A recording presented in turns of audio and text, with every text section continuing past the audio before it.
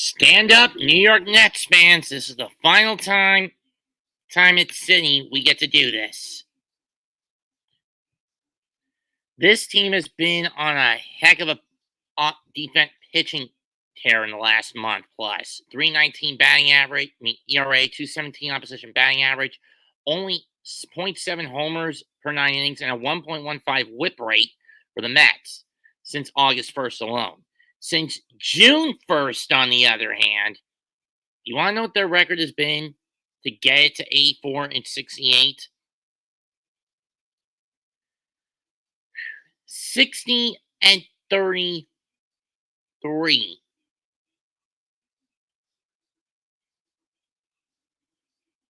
60 and 33 going into this one in the last 3 months alone. For Philadelphia, their magic number to get a playoff spot is down to 1.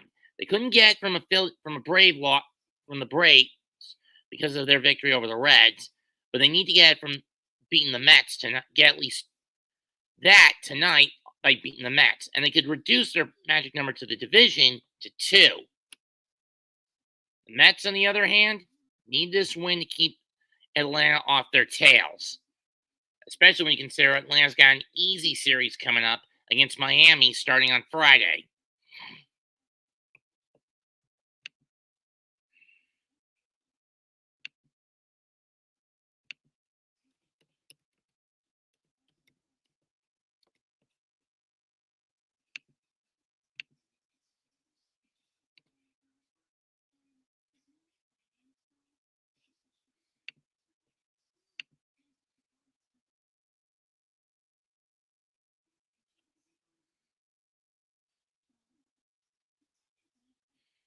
Ow.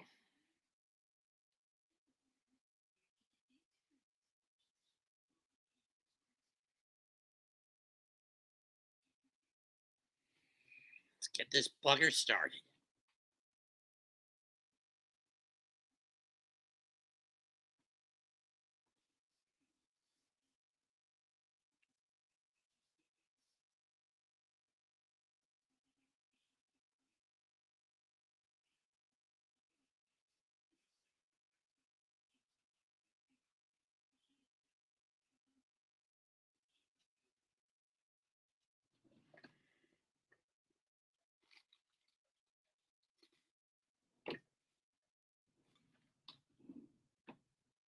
There they are.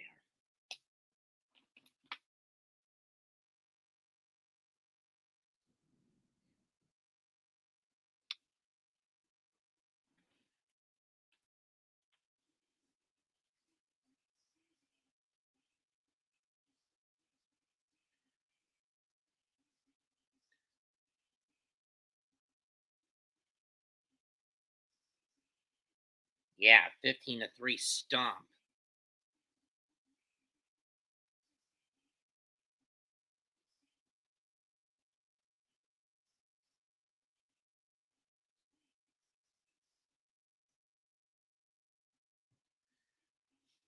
But in the last 17 games head-to-head, it's been 12-5 in favor of Philadelphia.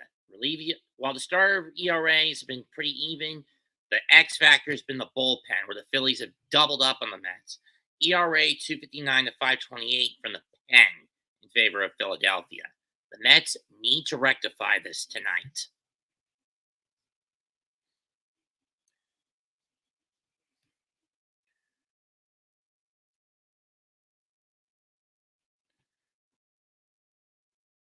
Mets, once again, no Francisco Lindor due to the back issues. They'll have to resort to Mark Vientos at third, Luis Angel Acuna at short.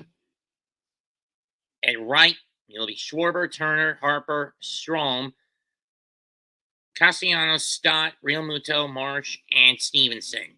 DH, short, first, third, right, second, left, catching left, and center, respectively.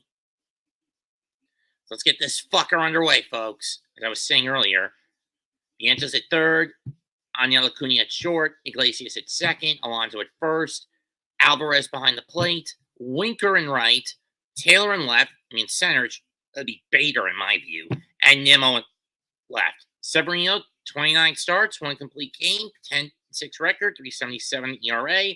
Opponents hitting 240 against him, but he got rocked last time out against Philly when he gave up 2 homers. Though he didn't get on the short end of the stick, he's got to be careful if he has to face Harper. Mets in their alternate black home uni, something they only say for Fridays, but then again, they're on national TV tonight, so I don't mind them being on tonight. And speaking of which, let's change the color scheme.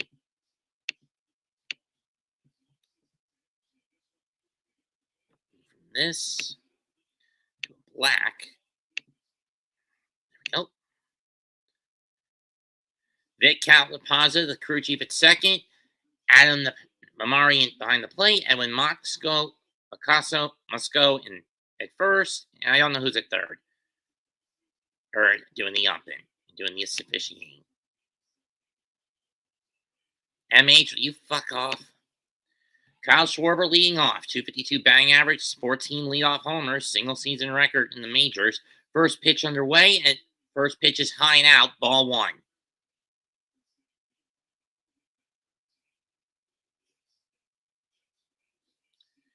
You see Nemo on the left, 1-1. That's popped foul and went to the outside. Caught the edge of the strike, 1-1.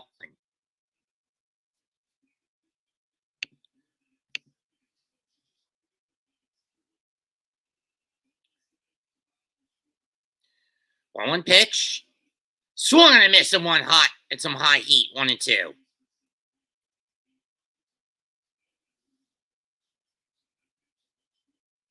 Scott Schwarber cut under it, 1-2.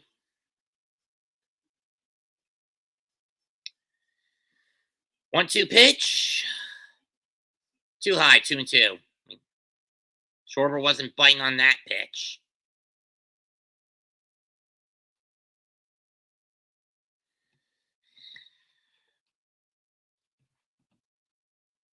Two-two pitch. Sit down, caught me, tipped it into the glove. 1 out.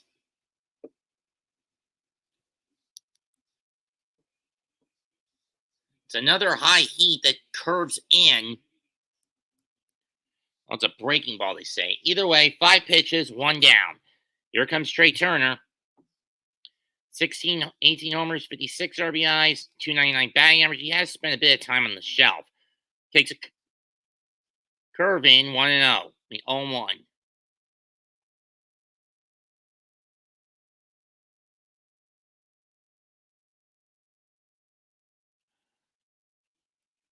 Strike 2. My TV feed is fading in and out, so forgive me if I don't know what's going on. Here's the 0-2. Low and out with the slider. 1-2.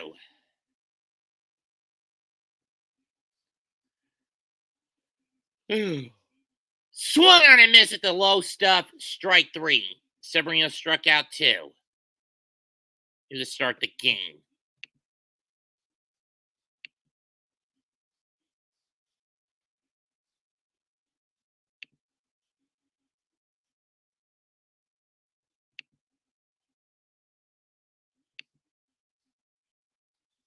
Here comes the man that haunted Severino most of the last few days. Bryce Harper, a known Met killer, whether he's been in Washington or now in Philadelphia.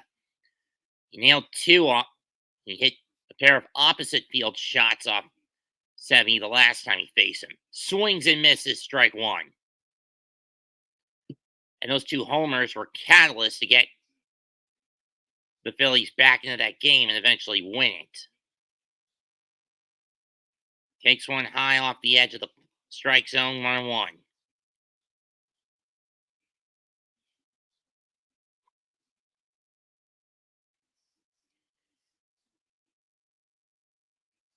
Missed high again, 2-1.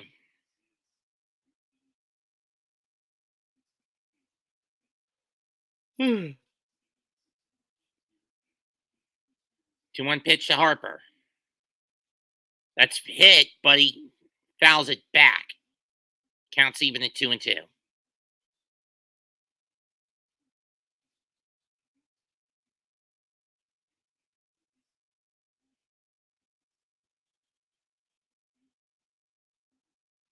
Missed again. I don't even know why this ump's not calling that a strike. Full count.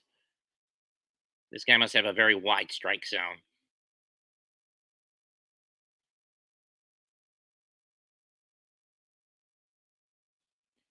Fouled off again. And Severino and Harper are battling. Full count still.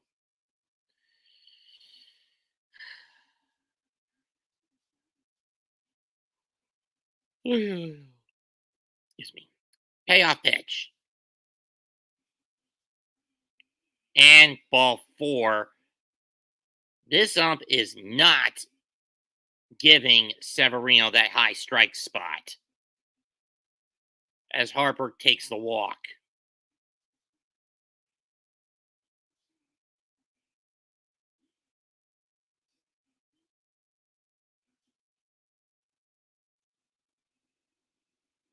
Wait a minute. He went around on that, you stupid ass ump. Anyway, here's Nick Castellanos. Ball 1. Or Alec Bohm, excuse me. Bohm has spent the last couple of dozen games on the shelf. He leads the league in doubles with 44 of them. So this is something you got to avoid. You don't want the double ball. That's fouled off, 1-1. Going into the seats down the right field line.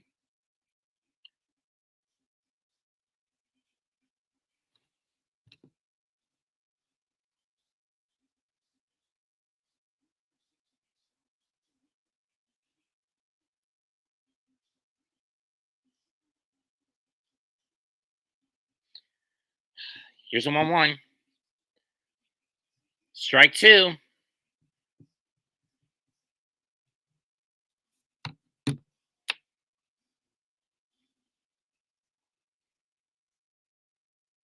right they have. Here's the 1-2 pitch. Popped up, hooking towards Alonso. Is he going to have room? No, it does not. It falls into the camera booth just outside the Met dugout. Next to the Mets dugout. 1-2. We'll do it again.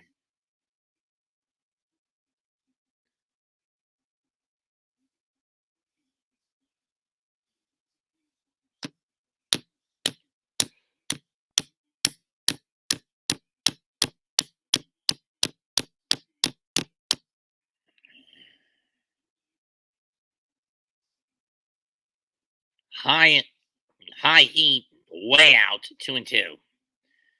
And Severino is just forcing it out of the gate if he's throwing 21 pitches. The 2-2. Got him swinging. Sit down, bitch.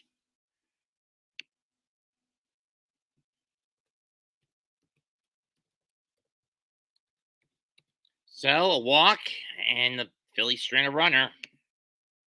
No score through half an inning. Phillies nothing. Here come the Mets.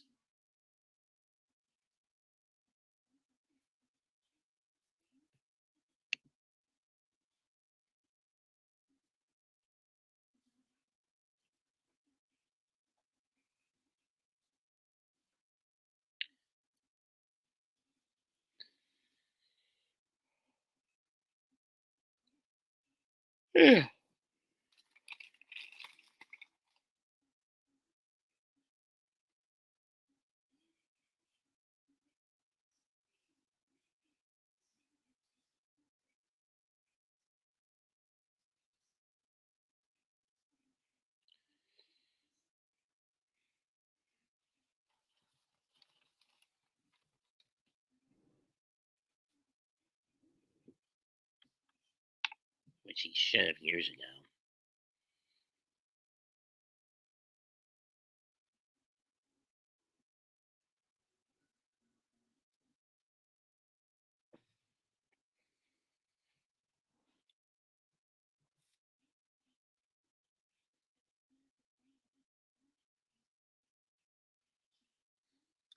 And selling their souls to the devil.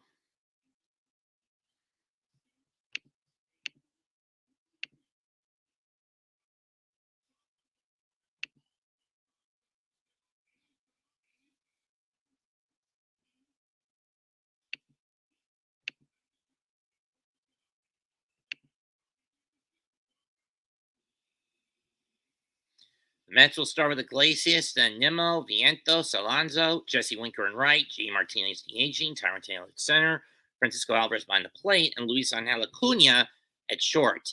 Personally, I still say it should be Bader at center since he's a much more reliable hitter than Tyrone. Tyrone's good for getting doubles, but getting it over the fence, he's not that reliable. And here's Taijuan Walker. This is only his 18th start coming into this. 6.29 ERA, mostly due to an injury. This is his first start since the end of August. Met fans no stranger to him. Iglesias swings and misses, strike one. As he was part of the team in 21-22, and he was usually a Jekyll Hyde case when he was a Met. First half he would do fairly well, but he would taper off badly in the second half. Strike two. Here's the 0-2 pitch to Iglesias. Missed outside, ball one. Taijuan versus the Mets, 1-3 record, 3.18 ERA, 196 batting average. Ground ball up the middle, scooped up by Turner. He fires and gets Iglesias one down.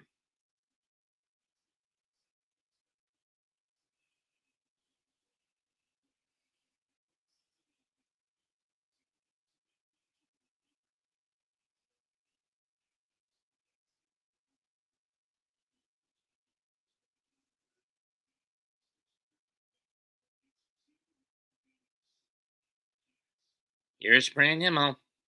Takes one outside, ball one. Oh, of course they weren't. They're criminals. Popped up. No, he swung and missed it. 1-1. Must have gone foul. Nimmo this year, 227 batting average, tied for second in the National League with walks at 77, 20 homers, and a career best 81 RBIs. Got 3 of them last night off me in Washington.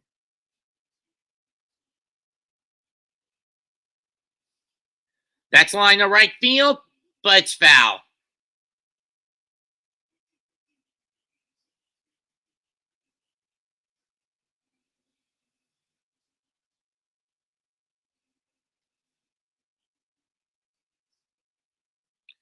Two and two. Where is everybody?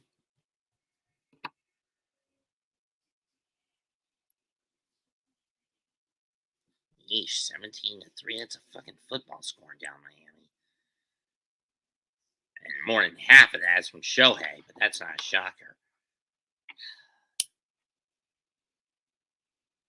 2-2 pitch. Full count.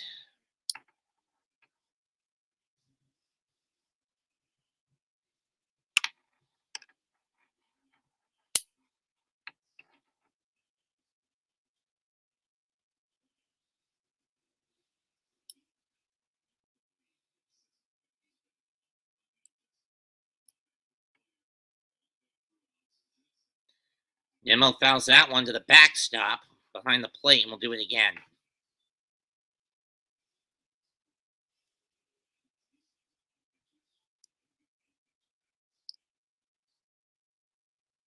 Payoff again. Foul down the left field line. Nimmo doing the Harper tactic. He's fighting off. This is going to be pitch number 8 of the at-bat. Here it comes. That's popped up. Right field. Castellanos under it. And he'll make the catch. 2 down.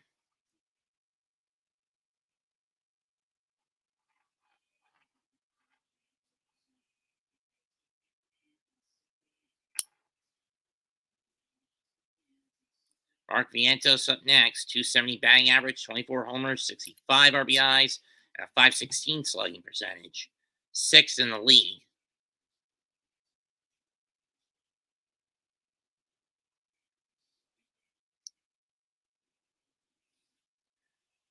Vientos drives one left field down the line. Gone! It's out of here! Number 25 for Vientos, and the Mets draw first blood.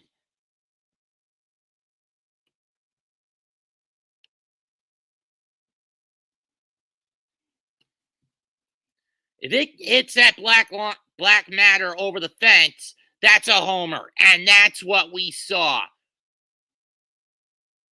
Hit off the bar, and the Mets jump out in front. Let's go, Mets. First pitch to Alonso. Ball one.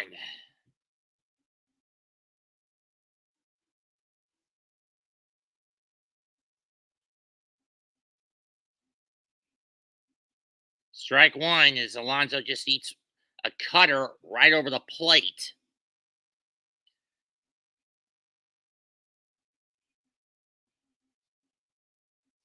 1-1 pitch.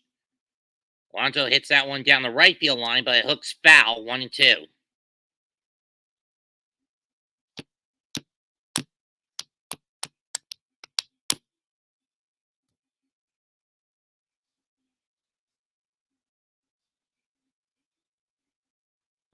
True. 1-2 pitch. And Alonso hits one. Right field. Track.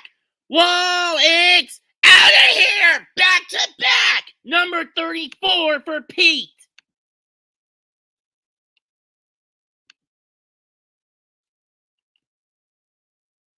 Vientos and Alonso go back to back, and the Mets go up 2-0. And it's the 100th home run hit at Citi Field this season. It was a cutter going away. Pete caught, snipped it out, cut off the end of the bat, and over the fence to where Castellanos wasn't going to be able to get it in the Met bullpen.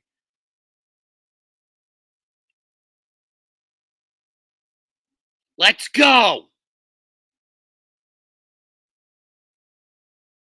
Here's Jesse Winker. Swing and a miss, strike one.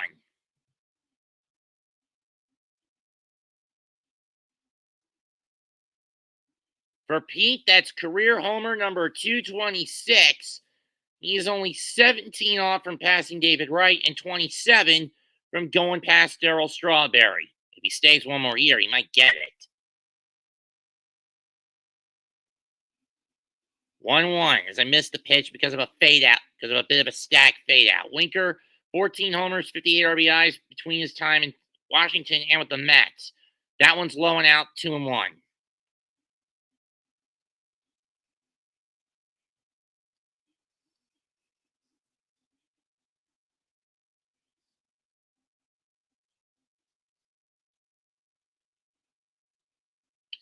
Two-one pitch. Outside, 3-1, and now Walker is forcing it. Essentially, both he and Severino have thrown more or less the same number of pitches in this inning. Or thereabout. Outside, ball four. And after getting the first two, Winker has lost his last three batters he's faced. Back-to-back homers by Vientos and Alonso, and a walk to Winker. And now the Philly pitching coach coming out to try to calm Taiwan down. Let's look at this homer by Alonso again.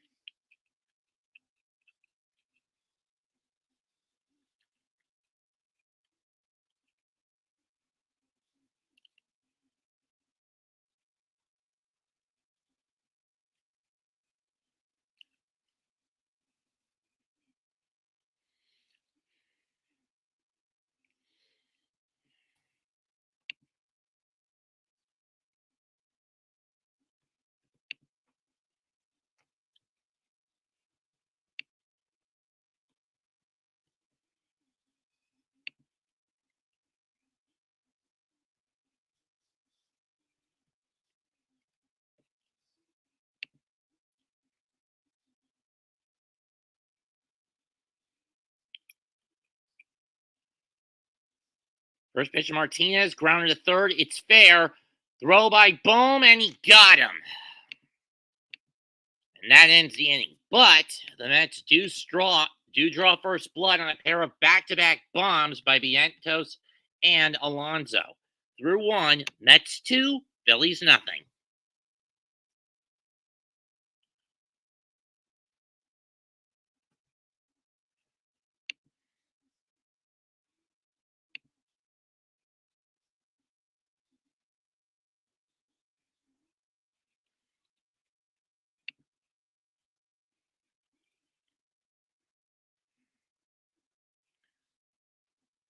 With no mask.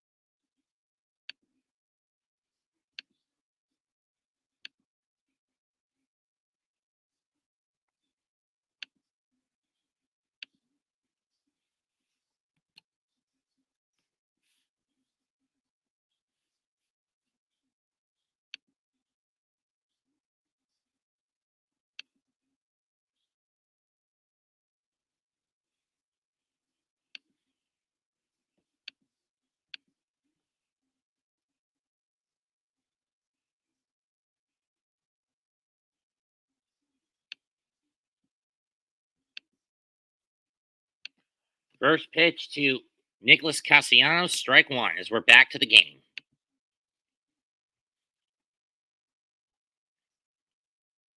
That's hit hard by Castellanos, hooking down the right field line. It's going to go foul, 0-2.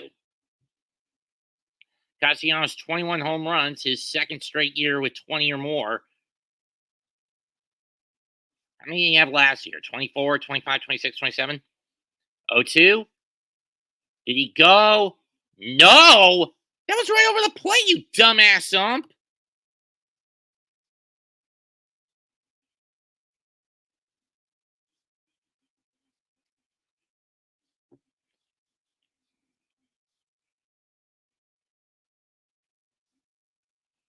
That time he got him staring at.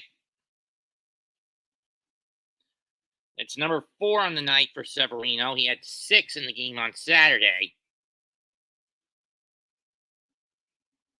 Oh, God. 20-3 in Miami, but then again, it's the Dodgers killing them, so that's no shock.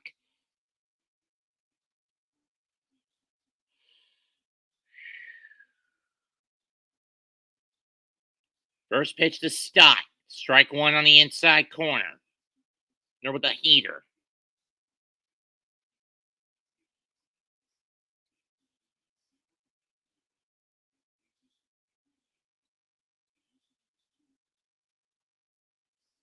That's hitting the right field for a base hit. Stott's got a 1-out single.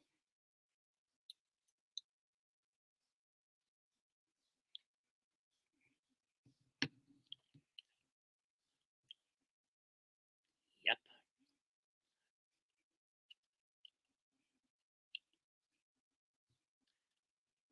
Here's JT Realmuto. Or is this Bryson Stott? No, Stott was the last guy up. It's Realmuto's up. First pitch to JT. Takes one low and out. Ball 1. 12 homers, 42 RBIs. He has spent close to half of the year so far, about 40% of the year on the shelf as JT. Due to varying injuries. Slow roll grounder. Acuna to Iglesias for one over the first double play.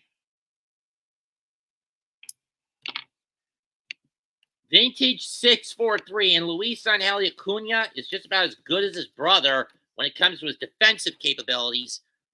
No runs, a hit, nobody left. Through an inning and a half, Mets 2, Philadelphia 0.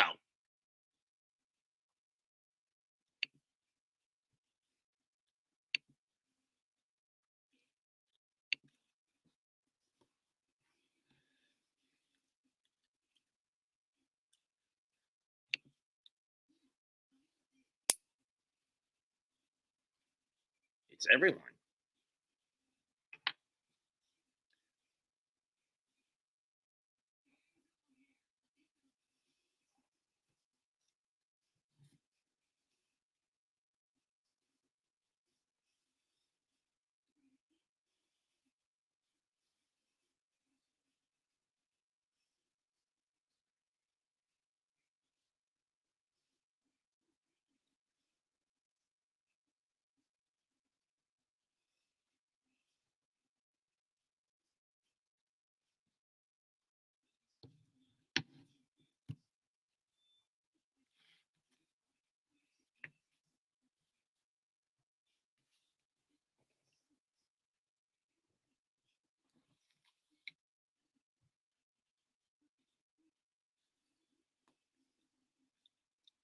Well, duh, of course she doesn't.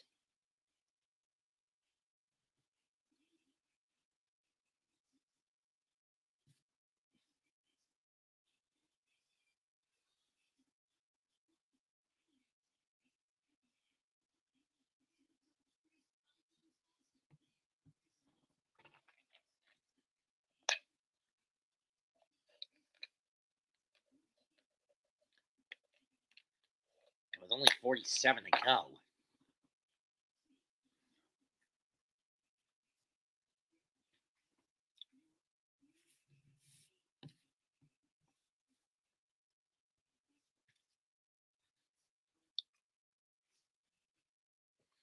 I say get the Israeli commandos involved, or whatever.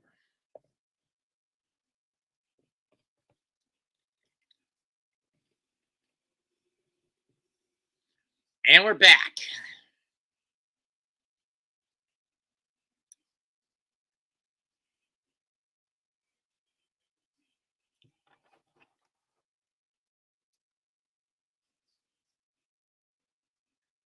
First pitch to, I believe that is Taylor, is low, ball one. Taylor, 7 homers, 34 RBIs, 247 batting average. Again, I question why Mendoza is playing him and not Harrison Bader in center. Taylor is more of a compulsive gambler when he's put in that spot. 1 ball, 1 strike. Takes one on the edge, 2-1.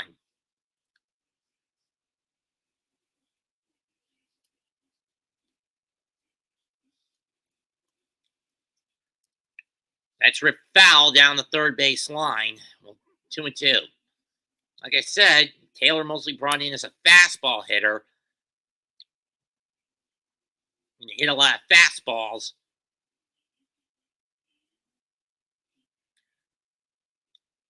2-2. Ground ball up the middle. Turner will scoop it up. Fires. Got him. Do the Mets have a case for a challenge, though, is what I want to know. Let's take a look at this in the replay. Okay, Turner slides, gets the ball, takes him a couple of seconds to get the ball out of his glove. Love on the spin.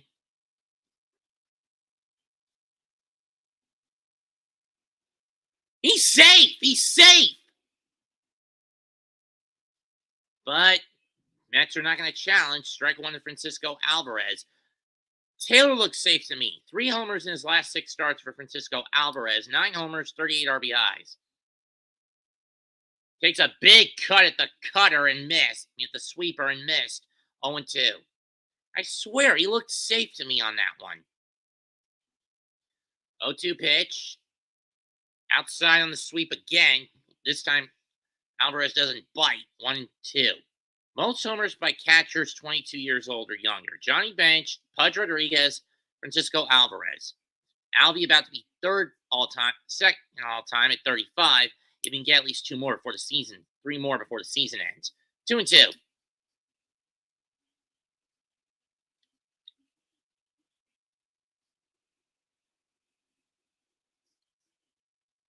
Two pitch. And he just stared at it. 2 down.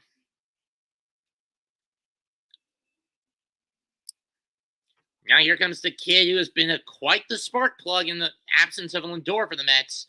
Luis Angel Acuna. 7-15 for Taiwan. That was his 1,000th career strikeout. The 563rd pitcher to get to that plateau. First pitch, strike 1 to Acuna. Luis Angel Acuna, 2 homers, 4 RBIs. That's a chopper. Turner's going to have to hurry. Throws. Got him. The Mets go down in order.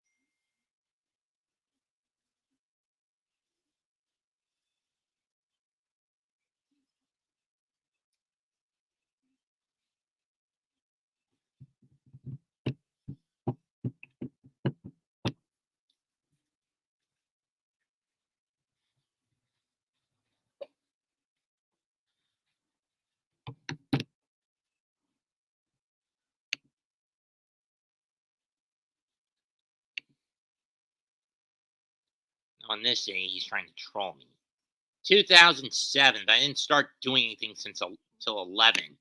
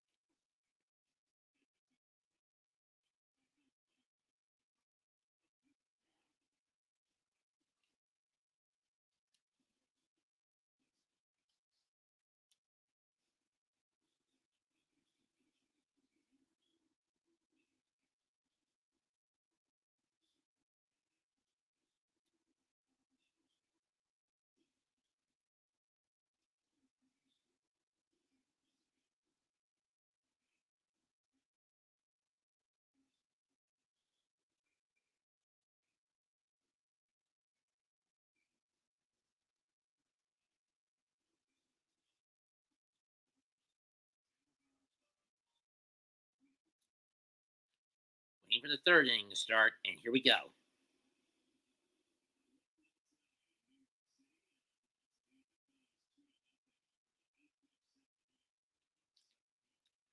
First pitch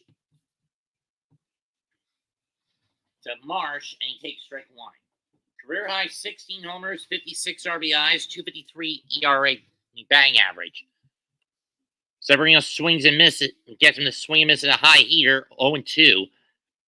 Severino did calm himself down in the second inning, to where he only threw like 7 or 8 pitches to get out of it. 0-2 pitch. Looks high, but it's foul to the backstop. 0-2. I'll do it again.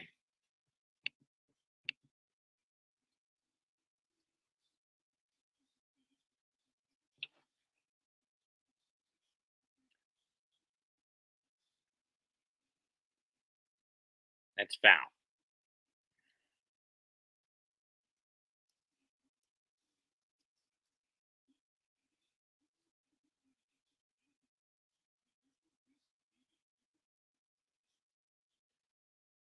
Oh, 2 swung on and missed at the sweeper in.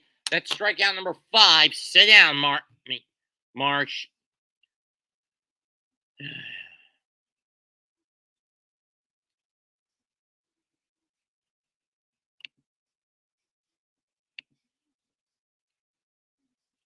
She doesn't. First pitch to Stevenson, who was a thorn defensively in the side of the Mets last time out. Last time he was in the lineup. Ball one to Stevenson. And Stevenson pops this one up. Shallow left center. Who's going to get it? It's Nimmo, 2 down.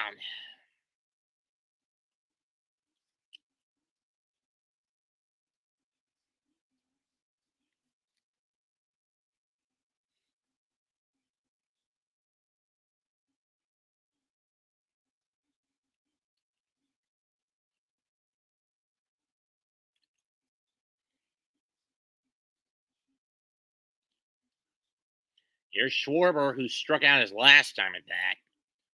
First pitch takes a high sinking heater, strike one.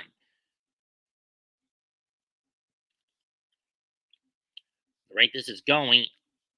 1 pitch, popped foul, going behind the screen, behind the plate, 0-2.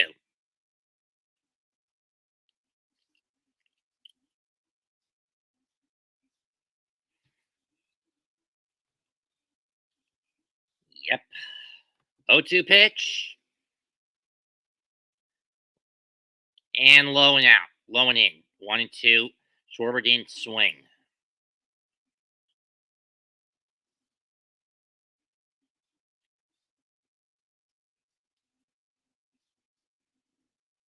One, two. Ground ball off Severino and in the center for a base. Off Severino's glove and in the center for a base hit. So the tying run now comes to the plate in the form of Trey Turner. Let's recap what happened earlier today. Shohei Ohtani, 50-50 club. First member of the club in Dodger history. He went 3 for 3, 2 stolen bases, 10 RBIs in the night for the Dodgers, and they crushed the Marlins 20-3.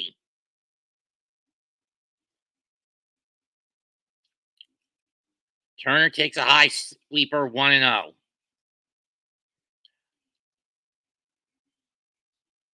Brewers clinched the NL Central, third time in the last 4 years. Yankees and Guardians clinched today. Both teams missed the postseason last year. That's gone. Into the second deck, tie game.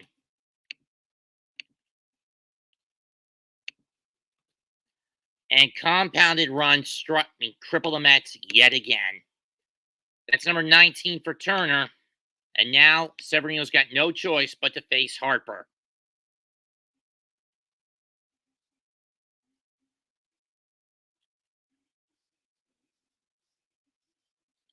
Fed him a cookie. And Turner made him pay for it. He wasn't falling for that pitch twice.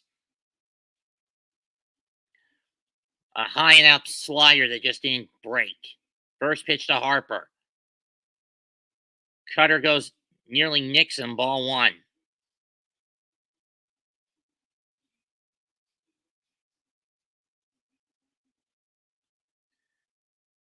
That's hit to left. It's playable, though. Nimmo's under it, and that ends the inning. But the Phillies knotted up. 2 runs, 2 hits, nobody left.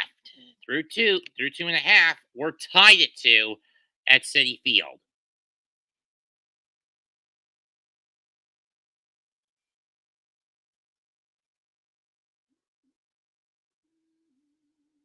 Yep.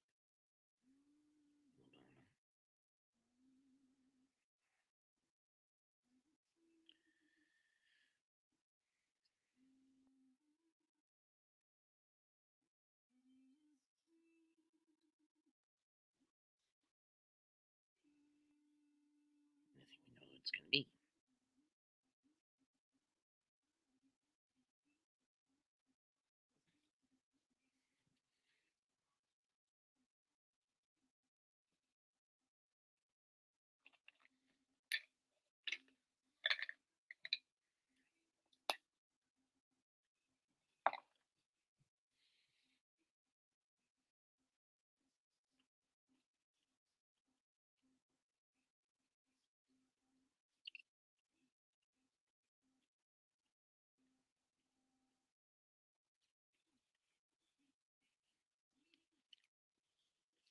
Yep. Yep.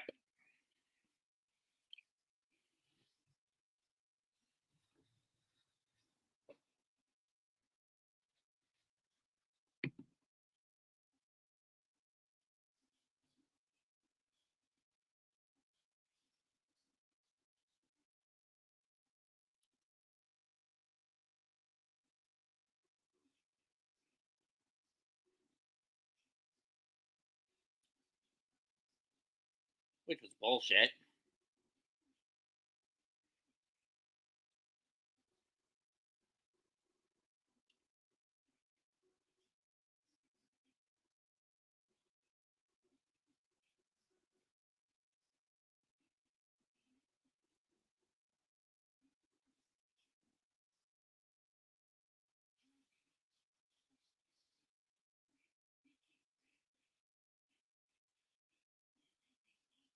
Mhm.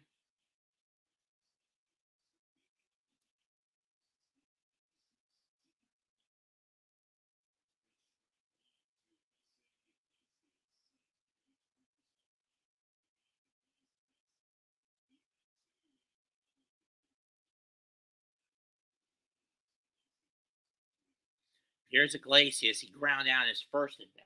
Oh, 2 ball. 0-2 to Iglesias. I'm a bit distracted. Sorry, folks. 0-2, and he goes down looking at it.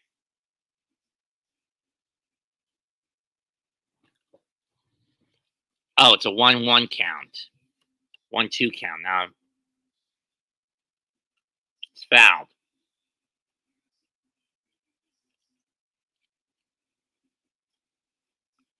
Can someone fix that on the Fox Network thing? It's 1-2, nobody out, not one. And Iglesias lines one in the left center for a base hit. Could someone fix the Fox thing? And of course, the Dodgers have clinched their 12th straight playoff berth. Fuck that team. We all know they're all going to fall because of Davey Roberts having to be forced to rely on a pitching rotation that can't get the job done because of the litany of injuries it suffered. Iglesias is now hit in 14 straight. Thank you. Here's Nimmo. And Nimmo socks one left, right center field to the track, to the wall. It is gone! The Mets regain the lead on Nimmo's 21st.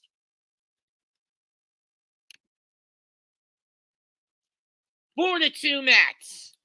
As quickly as the Mets give the lead up to a 2-run, allow the Phillies to tie the game, Nimmo responds and gives them the lead back.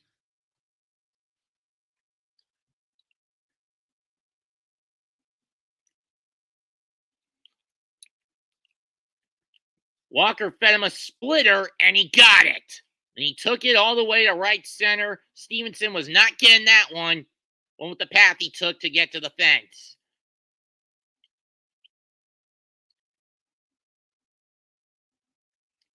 Vientos hit the first home run that the Mets got on the board with. Takes one that nearly hits him with a sinker, 1-0.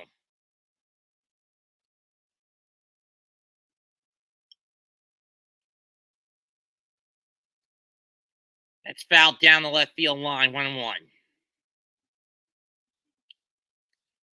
Run differential the last 93 games for the Mets, plus 125 compared to a minus 41 in their first 59. The best turnaround in the majors. Ball 2.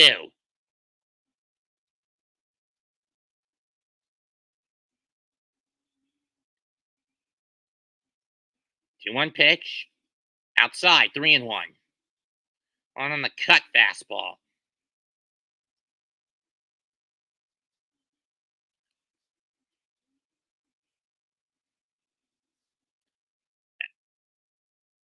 And that's outside, ball 4.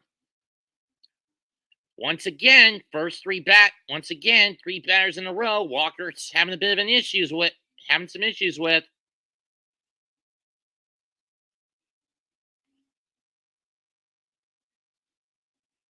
Here's Pete Alonso, who hit a solo bomb back in the first for his 34th RBI homer of the year. That one's outside, ball 1 on the sinker.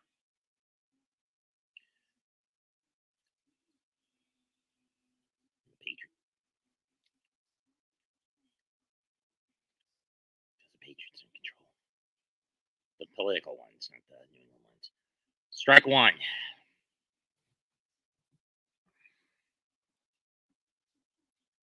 Hmm. 57 minutes and 26 seconds. Huh?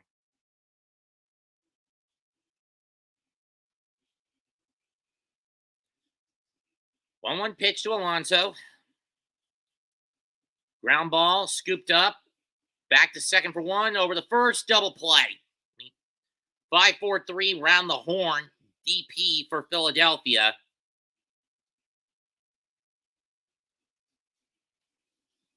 If you're Rob Thompson, you don't want Walker to get too rattled. I mean, he's given up 3 homers and 4 runs on 3 long balls. At the very least, that double play does mitigate collateral damage. Here's Jesse Winker.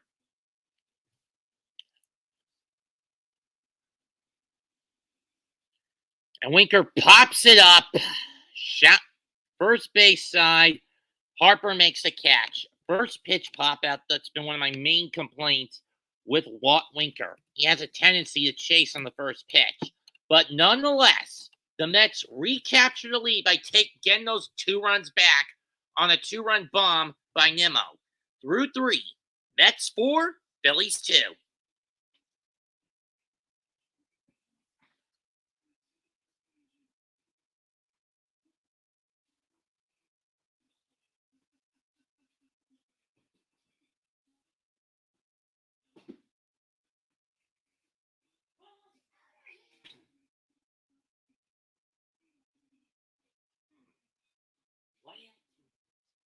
Mets and Phillies and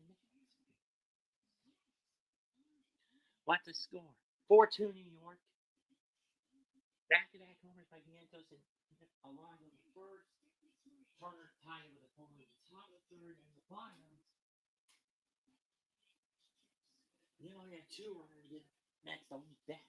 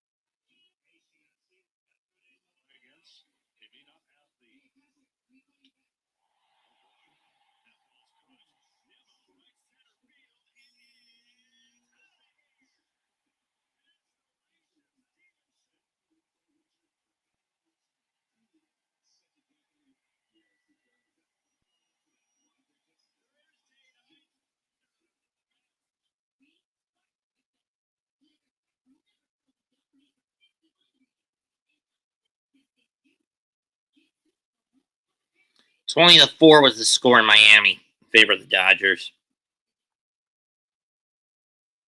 I need to do one of those awful coaching style videos on Shohei and how much of a beast he is, both with a bat and on the paths. And who knows how long until his Tommy John recovery allows him to pitch next season, which would be an even more frightening combination. Keep in mind, he spent almost the entirety of this year with a bat, never with a glove on his hand. In his hand and never with a glove on it. In any case, here's Alex Bohm. Ball 1.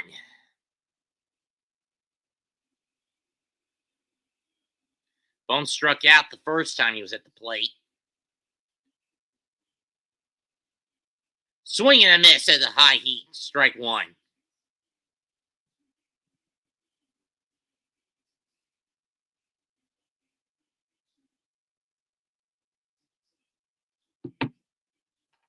That's fouled off by Bohm, 1-2.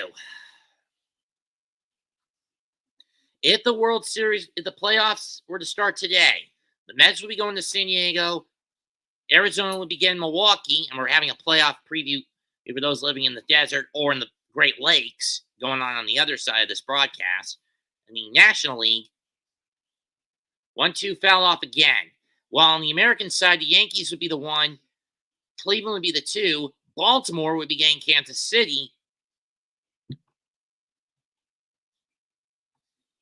and the Astros would get either the Tigers or the Twins. 1-2. Ground ball snatched by Severino. He'll fire it to Alonso. 1 down. Let's look at the Phillies' season so far this year. The first half, they went 62-34, top in the league, second in ERA, third in runs a game. But since the second half started, they are 8 under, fourth worst in the league. And since then, 17-7 in the last 24.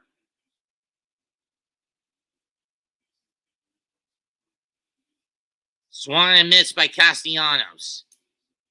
However, since the All-Star break, that just means Philadelphia's record is a somewhat paltry 29-27.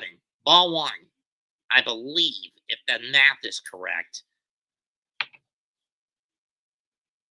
If the math is correct. Castellanos grounds one up the middle into the gap, base hit. Nimmo will scoop it up to cut Castellanos' advancements to second off with a single.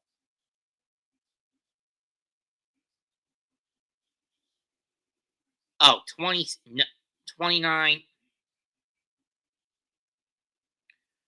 It's 29-27 in the last 56 for Philadelphia. Here's Bryson Stott. He singled in the second, but he got picked off on the double play. Swung on and missed. Strike 1.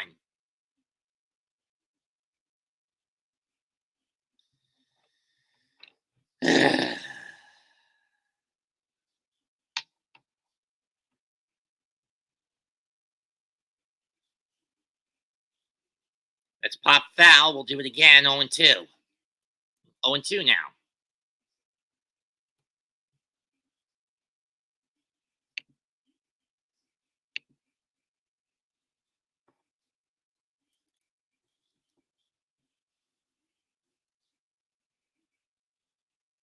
Popped up.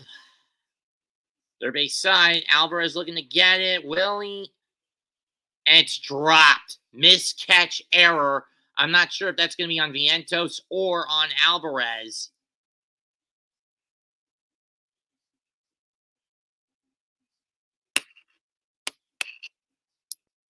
Yeah, that's Alvarez's ball. I don't know why Vientos was coming in saying that he was going to catch it. Vientos should just back off, and instead he keeps coming forward and leads to an E5 on a miscatch. Seriously, Vientos, what the hell are you thinking on that, you dimwit? You half-wit? Either way, we'll do it again. That's fouled off again to the backstop. We'll do it again.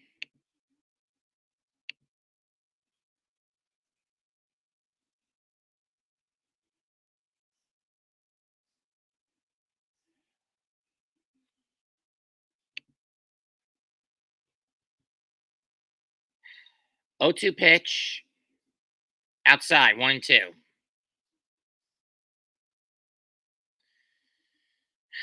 Seriously, Mark. Could have just let Francisco get it instead of trying to call him off and let yourself get, you idiot. 1-2 pitch. That's fouled off to the backstop. We'll do it again. Stott is fighting on this one. I'll give him that much.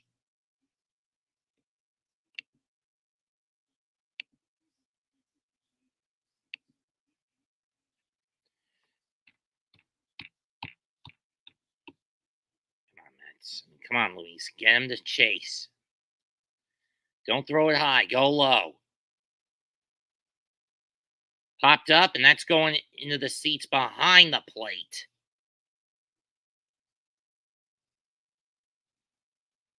Stott's not going down without a fight. This is pitch number 8.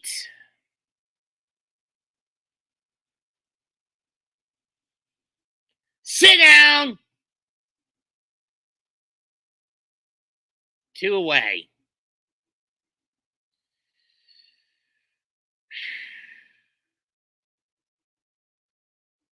Best records this season. The Phillies are half a game ahead of the Dodgers, 2.5 ahead of the Yankees, 3.5 ahead of Milwaukee, And I'd say 3.5 ahead of Cleveland. Ball one.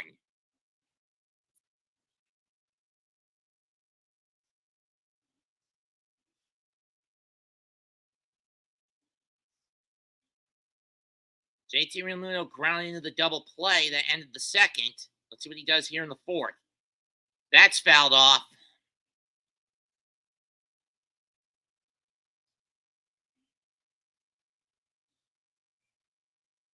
Other games going on right now. The Brewers are being no-hit by the Diamondbacks, but on the other hand, there's no score. Though the 2-1. Though the Diamondbacks do have 3 hits.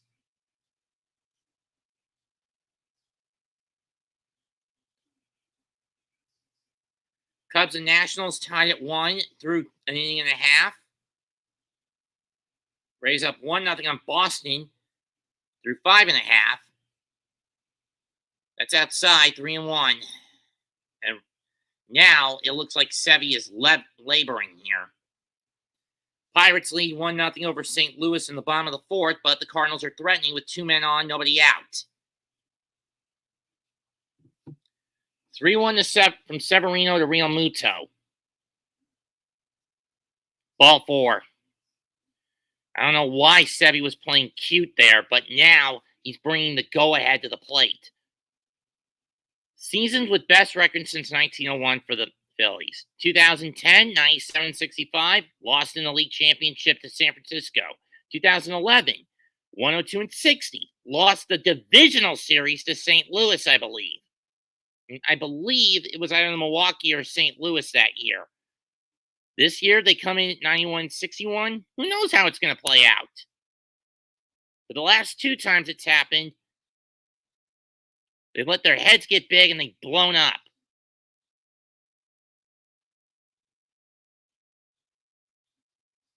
Here's Brandon Marsh.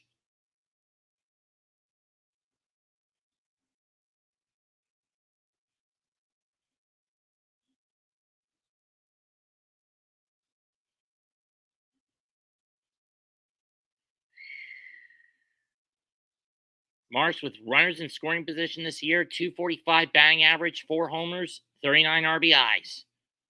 You could use one, if not all 3, here. Sevy is looking for a damn strikeout. Something's up with the pitch com on Alvarez's end.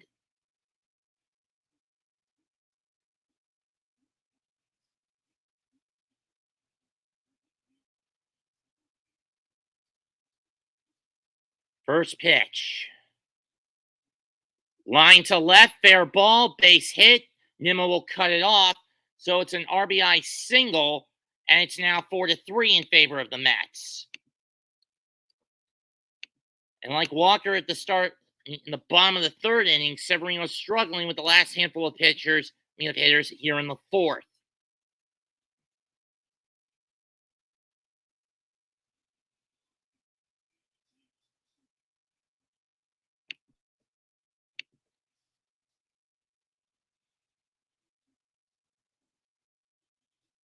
Strike 1 to Stevenson.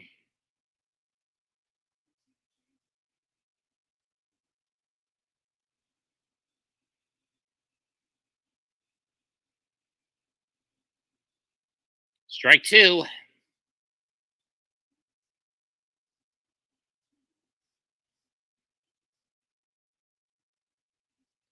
But at least Cal has shown his defensive capability in center.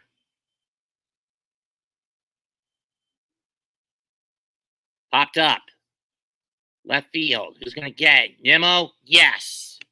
But the Phillies do cut the advantage back in half. They do get one to cut their disadvantage in half. 3.5 complete. New York Mets 4, Philadelphia Phillies 3. Question here is, how long is Sevy going to hold up? Because once he's out of the game, you know full well what's going to happen. Mendoza is going to be the bonehead that he is and try to gamble with the bullpen. Whether that means bringing in Buto, whether that means bringing in Metan, Brazaban. Well, they can't really bring in Metan or Brazaban. They pitched yesterday. Could be the Young brothers. It could be Ottavino. Could be Garrett he brings in. But as long as he doesn't do anything incredibly stupid like he did that basically cost the Mets the series against Philly the last time. And let's also keep in mind the Mets haven't beaten the Phillies when the Mets are the home team. All 3 wins they have, the Mets have gone as a road squad.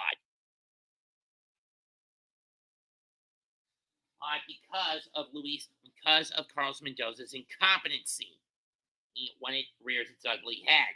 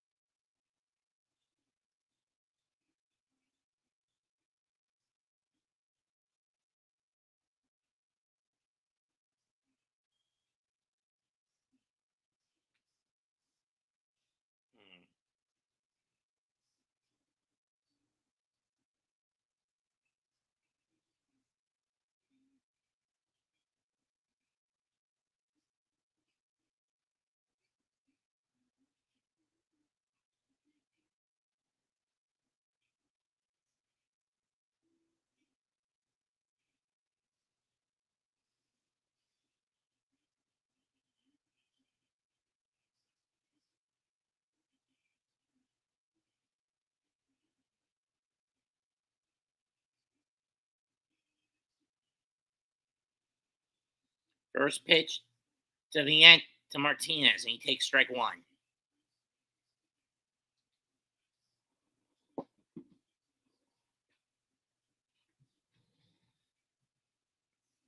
And Martinez gets plunked.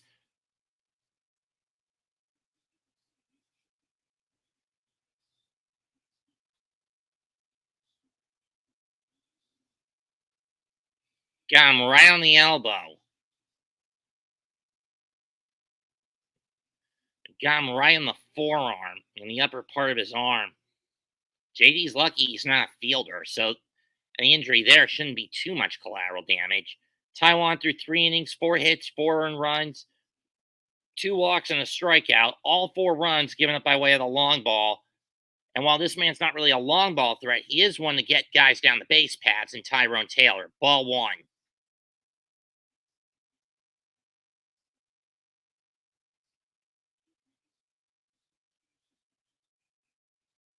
And when you consider how many pitches it took for Severino to get out of the 4th, this could be an advantage for Taijuan. 1-1. Especially when he's going up against some relative free swingers. Ruiz warming up in the pen. I forgot. Walker's not much of a starting arm these days. He's more of a bullpen arm. 1-1 pitch. In the dirt, 2-1. I actually forgot about that. Taylor grounded out in the 2nd. And when you know that JD is not that fast of a runner, this is double play ball possibility if he can trick Tyrone to hit on the ground. Ball 3. And now this is a situation that, believe it or not, works to Tyrone's advantage. Why? Tyrone is a free swinger when he gets this far ahead in the count. In other words, he'll chase anything out of the zone with reckless abandon. Payoff, 3-1, ball 4. It's another walk. And Rob Thompson is in a conundrum. Football Friday tomorrow night. It's the Fighting Illini, the 24th ranked Fighting Illini against the 22nd ranked Cornhuskers. Illinois against Nebraska. A classic Big 12 rivalry. A Big 10 rivalry. Or is it Big 12? I don't remember. I can never get it straight. Here's Francisco Alvarez. Low and away, ball 1.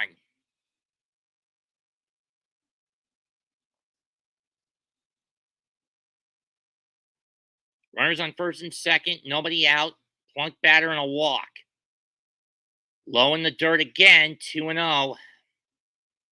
And now Walker is forcing it.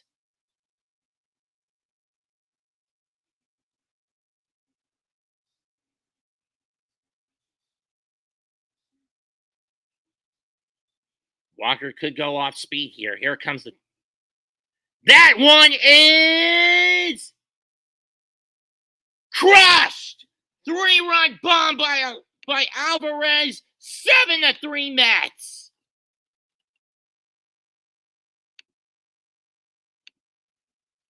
Left field, second deck, bomb!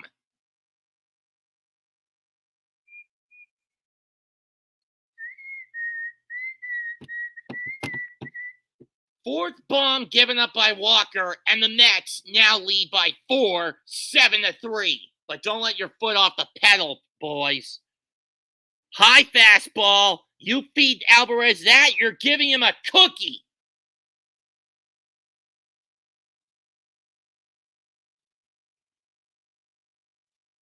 Boom! Angel Acuna takes strike 1.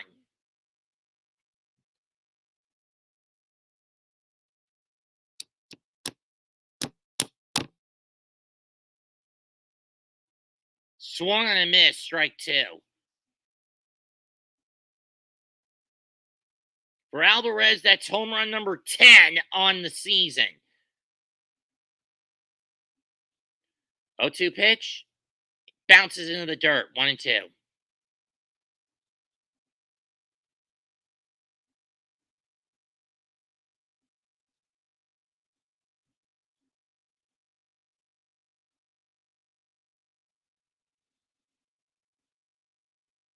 And he gets Acuna chasing on one in the dirt. A sweeper low and out. Strike 3. First out of the inning for Taijuan Walker. But not before hit batter, 5-pitch walk, 3-run bomb to left.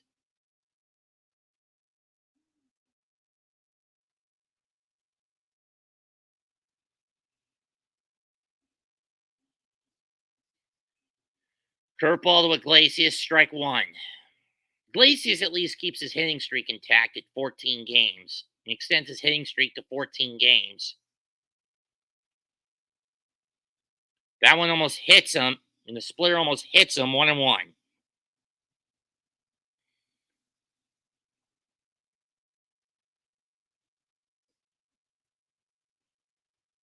Strike 2.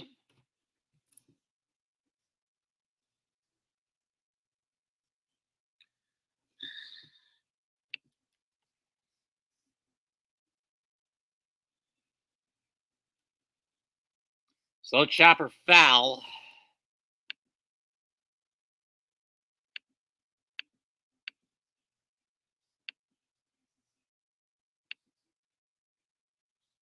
You gotta wonder how much longer Walker can handle this. Ground ball, but it's foul by Iglesias. But Iglesias fouled it down the third base line. 1-2, we'll do it again.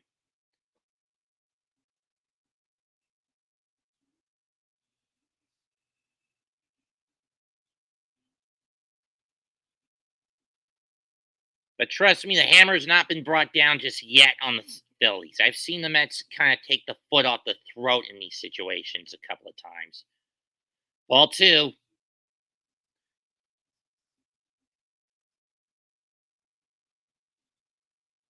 If you remember last Friday, they did the same thing to the Phillies and won 11-3.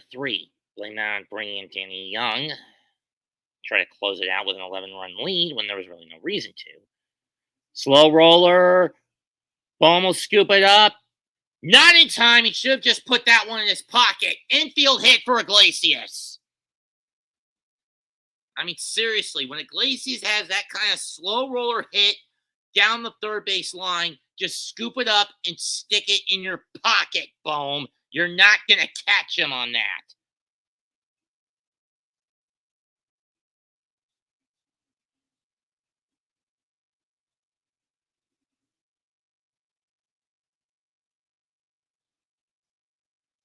Or, better yet, you could have just let that one go, Bohm. Had you done that, it would have been a foul ball regardless. Walker's coming out. Ruiz coming in. We'll take a TV timeout. Bottom 4, 7-3 Mets. Runner on, 1 out for New York. Ball is crushed.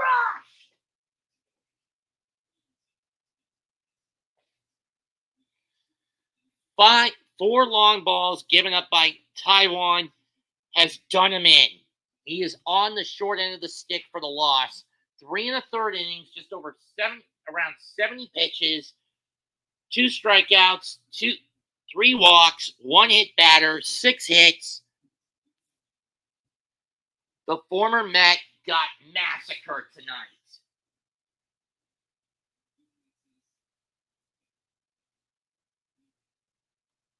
Ow.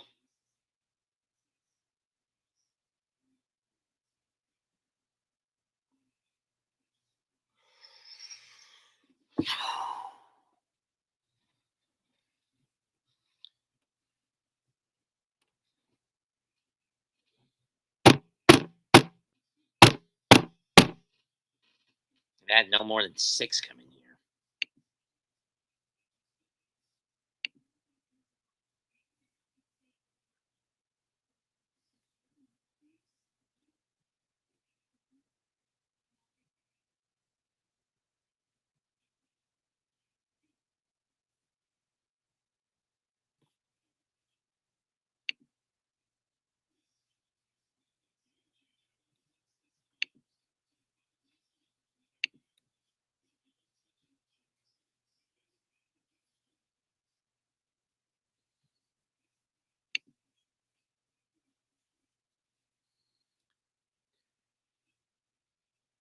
Here's Ruiz, and he throws strike 1 to Nimmo.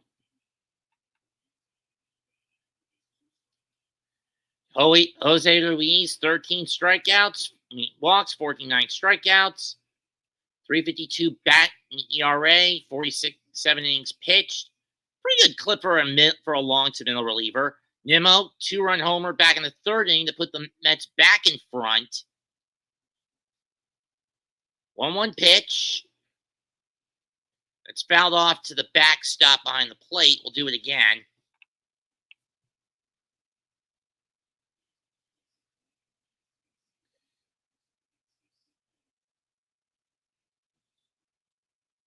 That's for sure. 1-2 pitch. Nimmo fouls it off. Going on right now, it's now 2-1 in favor for the Nationals over the Cubs following a 2-run double by, well, now it's 3-1 as Tena just add a single.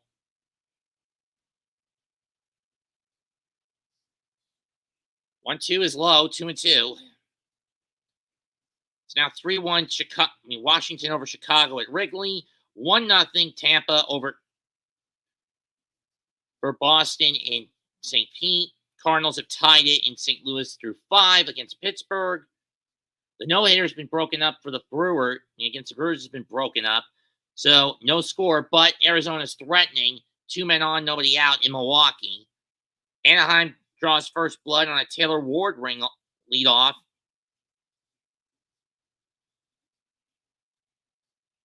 Off Yusei Kikuchi. Payoff pitch. Nimmo grounds it through the line. Fair ball going to the corner, right base hit. Iglesias barreling his way home. The throw to the plate will not be made. It is 8-3 Mets. RBI double for Nimmo.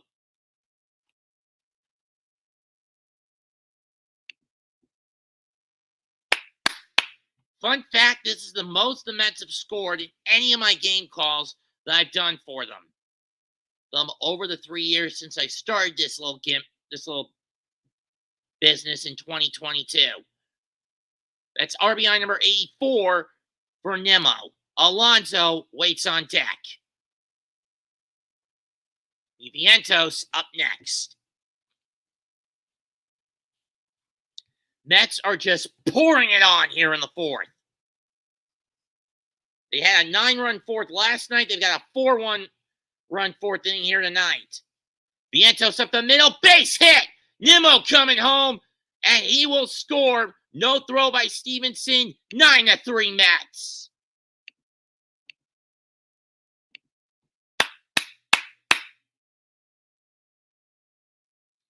RBI single for Vientos.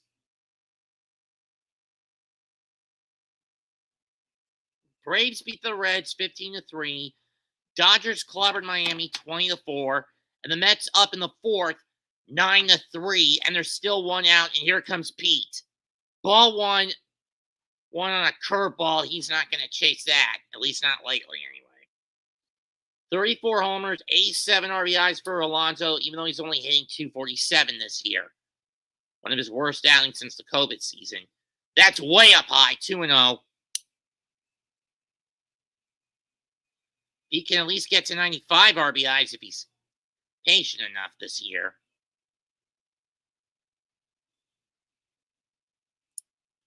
Ball three.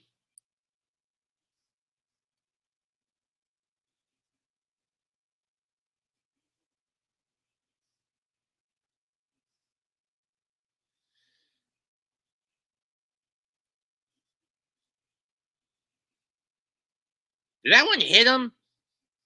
No, they're going to say a strike. It bounced out of the glove, and then it hit Alonso. Okay, that's fine. But looking at this packed near 37,000 Citi Field tonight, here's the 3-1. Up high, ball four. And Alonso moves to first with a walk.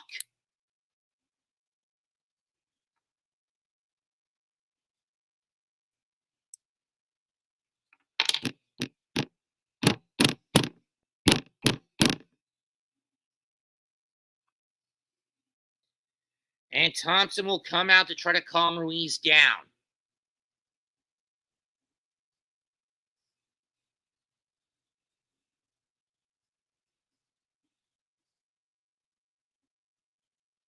Something off speed, even though he's behind 2-0.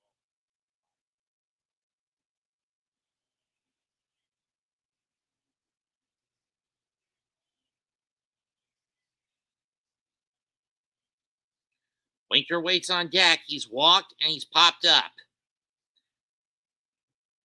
Record by month. Mets were 15-14 in April, 19-9 in May, 16-8 in June, 17-10 in July, 15-13 in August, 12-4 so far in September. You gotta admit their worst months were April, August, and May and August. Best month so far, June, July, September.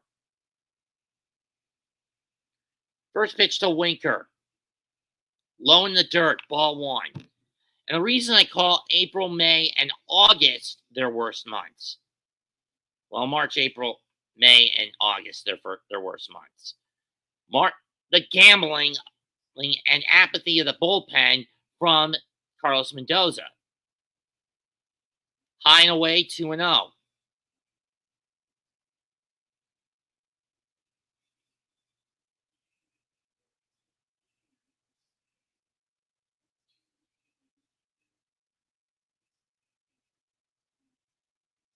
That's foul. And we're getting some update from Ken Rosenthal on the Lindor injury. He isn't getting worse, but the progression is being slow from what we're told. With him in the lineup, the Mets are 317 and 272. Without him, they're 20 and 29. So there's a key difference. Swung and missed 2-2. Diamondbacks just took the lead on Milwaukee 2-0. I hate when the Diamondbacks do that. Fuck them to death. 2-2 to Winker. Full count.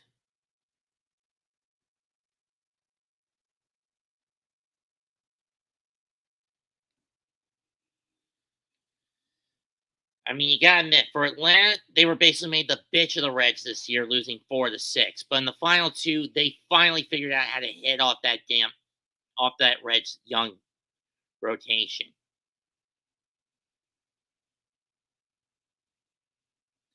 Other games that went down today, the Blue Jays win 4-0 over the Rangers, and essentially this is more or less ready to knock the Rangers out of playoff contention. Granted, Toronto's already out of it when you think about it. 2-2 payoff pitch, outside, ball four, bags loaded.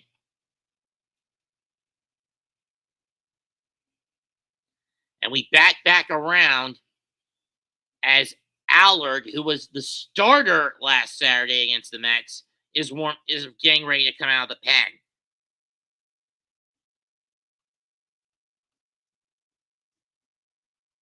That's for sure.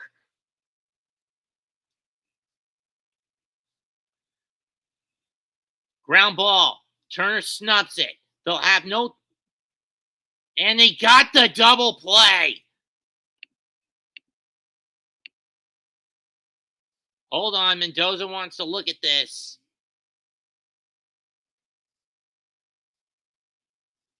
Let's real time this. Okay. Dive. Slide down. They get Winker at second. That's one. Yeah, he's out. The ball lands in the glove before Martinez's foot before JD's foot hits the bag. It's a clean out. So the Mets get out. So the Phillies finally in the inning, but not before coughing up 5 runs, 4 hits, 3 walks.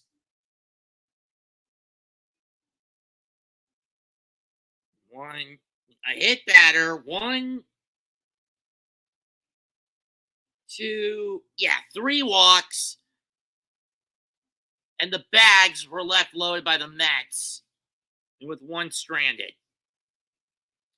Through 4, it's the New York Mets 9, the Philadelphia Phillies 3.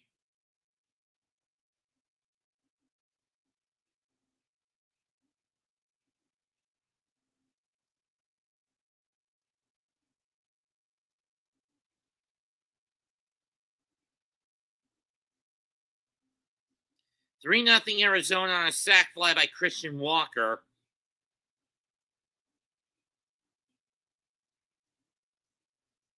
As Toby Myers has been given the hook by Craig Counsell.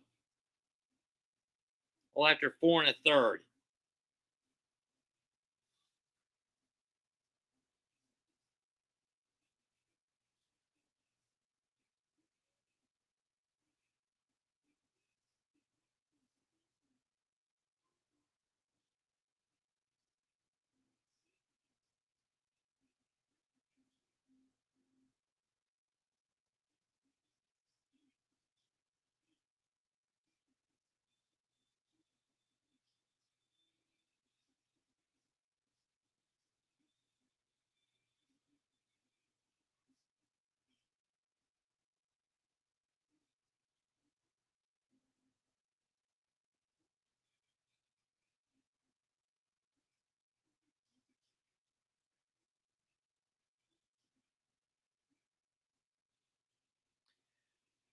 Severino threw 70 pitches through 4. Let's see how he does against Schwarber in the 5th. Strike 1.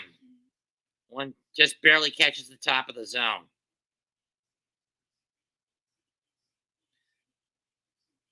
Okay, Winker out of the game. Taylor to center. Pop up in the middle, short middle behind the mound. Acuna speeds in. He makes the catch. So we got a double switch for the Mets. Taylor to right, Bader to center. Winker out of the game after 2 walks and a pop-up. Up for him. 1 down for Severino.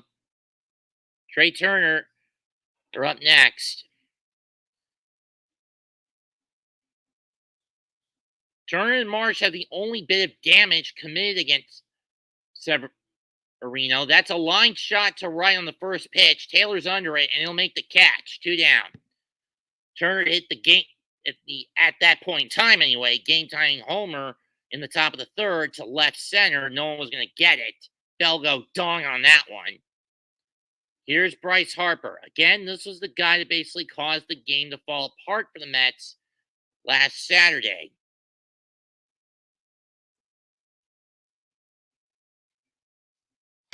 And with a pair of Oppo tacos. He sent a solo to left in the 4th, and then a 2-runner that pulled the Phillies within 1 at the time in the 6th in that game. Let's see what he does here. First pitch. That's fouled off, 0-1.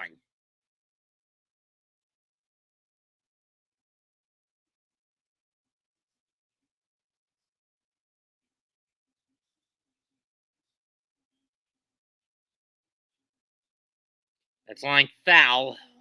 Goes to the backstop, 0-2.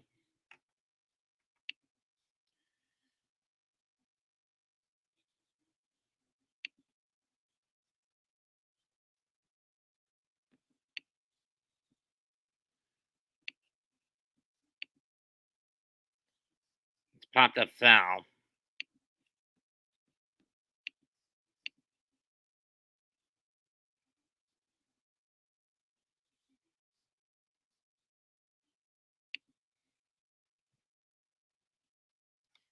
Did he get him? No, he didn't. Ball one. Caught 2 outside the plate.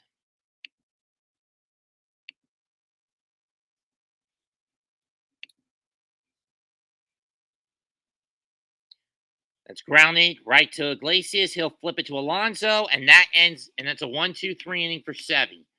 Nothing across for the Phillies. 9-3 Mets. Through 4.5.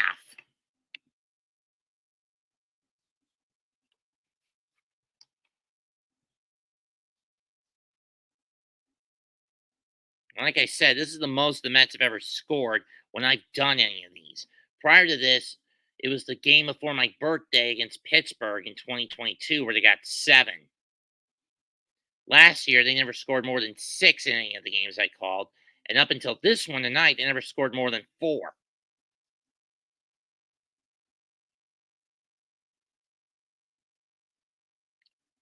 Whereas for the Yankees, they never scored more than 8 in any of the games I've called.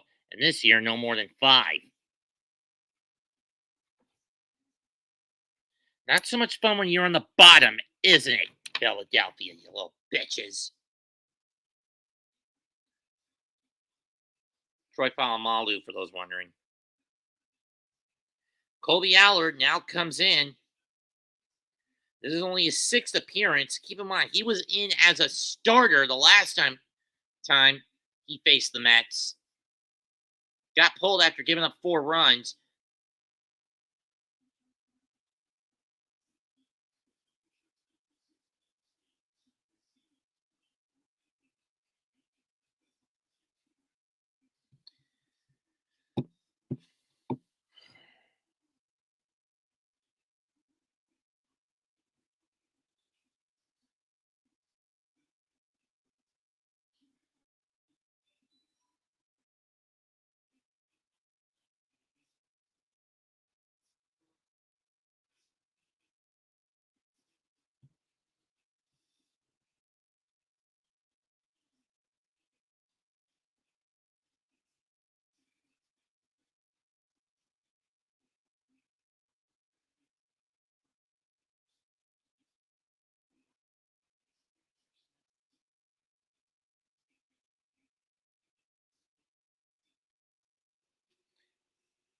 Colby Allard now ready to pitch. Like I said, he was the starter the last game I called. 5 walks and 16 strikeouts. 21 innings pitched. Like I said, he's only a bullpen arm predominantly. That one's fouled off and it hits the ump in the face. And the recoil of the swing hits the ump in the face. 0-1.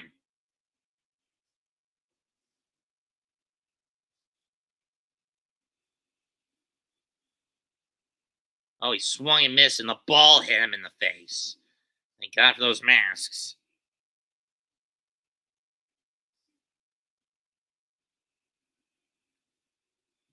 0-1 pitch to Taylor. Up and away, ball 1.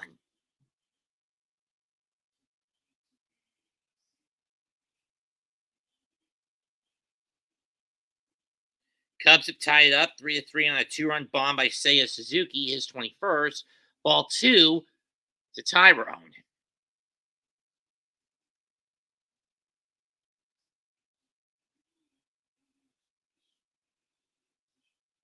I wonder if the Crew are getting division win hangover. Ball 3.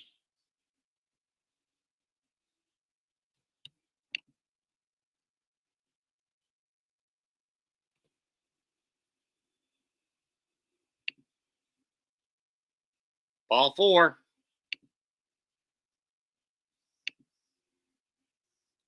And that's 6 walks for the Mets tonight.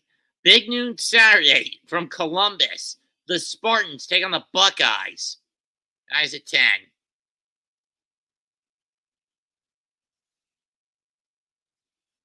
Oh, it's Marshall against Ohio State. My bad. I thought it was Michigan State. Whatever. First pitch to Alvarez. Did he get hit? No, he didn't. Ball 1. Alvarez hit a 3-run bomb to left field last time, and he is struck out.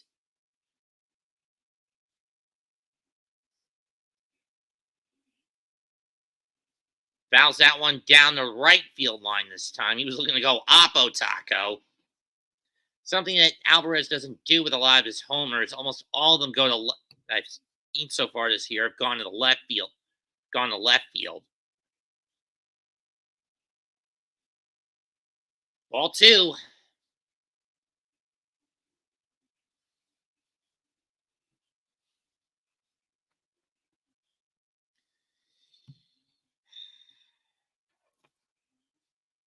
Ball 3.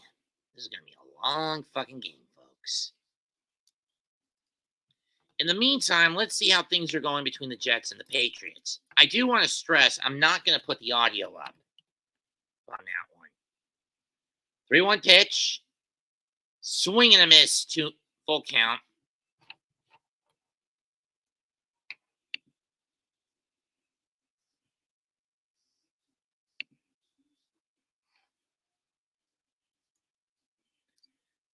Which is odd.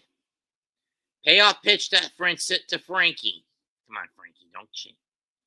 And he doesn't chase. That's walk number 7 for the Mets. And for the Phillies, they're facing death via base on balls tonight. 4 long balls by Vientos, Alonso, Nimmo, and Alvey.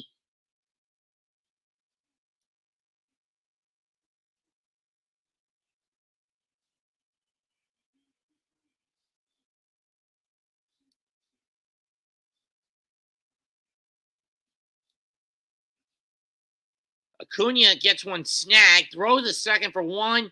Safe at first! It's a force out. It's a fielder's choice.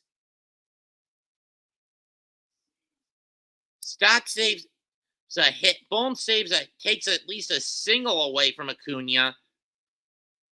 But that keeps the double play intact as a trade off.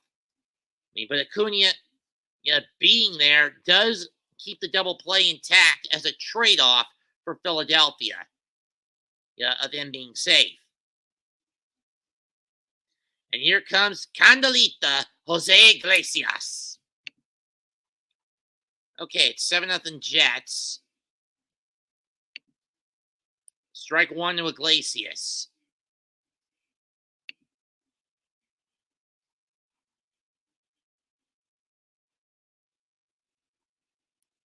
But now we're going to see Acuna's speed. Check swings grounder. They've got Taylor in the rundown. They'll get him, and 1 out. Bad check swing by Iglesias. He'll get on via fielder's choice, but the Mets don't get a run there. Let's do a little checkup on Arizona-Milwaukee. That's the 2-run double. A single by Marte that put them up 2-0. Put the Diamondbacks up 2-0 on the Crew. They added a sac fly to that. Top 6, 3-0 Arizona.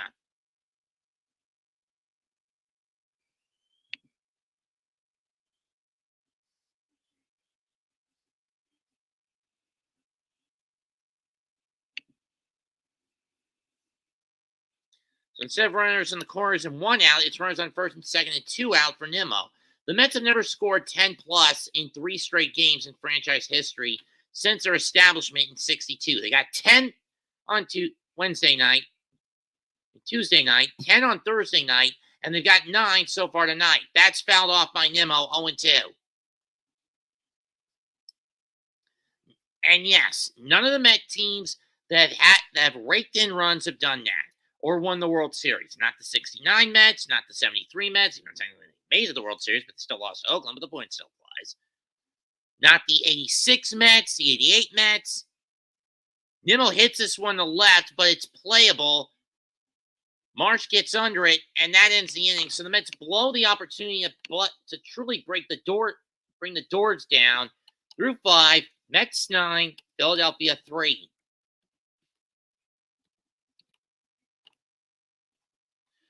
Going into the 6th.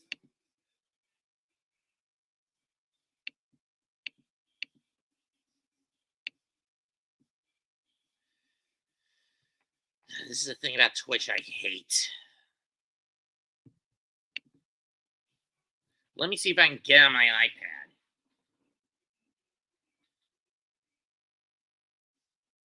Let's see if I'm running into interference on my iPad with the game.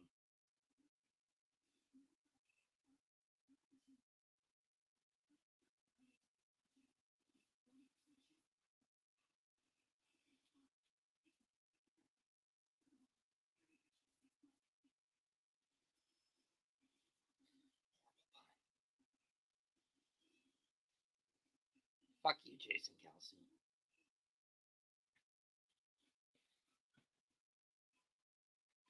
And for those wondering, no, I am not going to show what I'm looking at on my iPad in fears of getting hit with a copyright strike.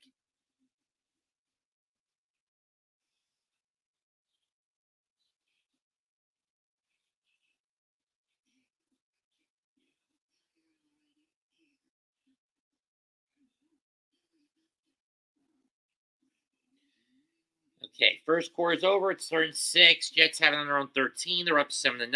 How they get that touchdown? Now is what I want to fucking know. Okay, Lazard 10-yard pass from Rodgers on the Jets' second drive of the game, which had a Braylon Allen 11-yard run, Braylon Allen 5-yard run, short pass to Ruckert for 11. Hall getting stopped nowhere, but Taval clocked him. Unnecessary roughness. Hall up the middle for 10. Incomplete to Wilson. 10-yard, 11-yard pass to Gibson, and then the touchdown pass.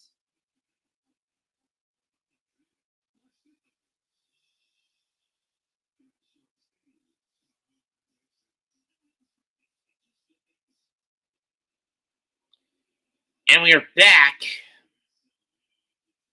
Severino, 5 innings, 5 hits, 3 runs, 3 earned, all of them earned, 2 walks, 6 strikeouts. Strike 1 to Bohm.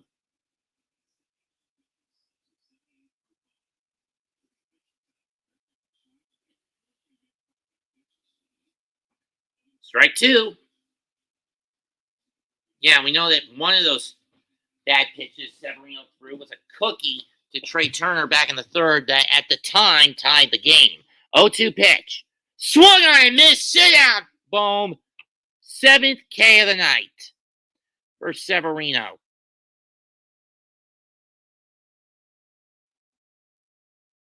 Mets looking to go to a season high 17 over 500. And at least briefly keep Atlanta off their backs. Strike 1 on the pitch, but in the sinker that doesn't sink to Castellanos. Castellanos single in the 4th and then was brought home by Bryson Stott. That's fouled off to the backstop. We'll do it again.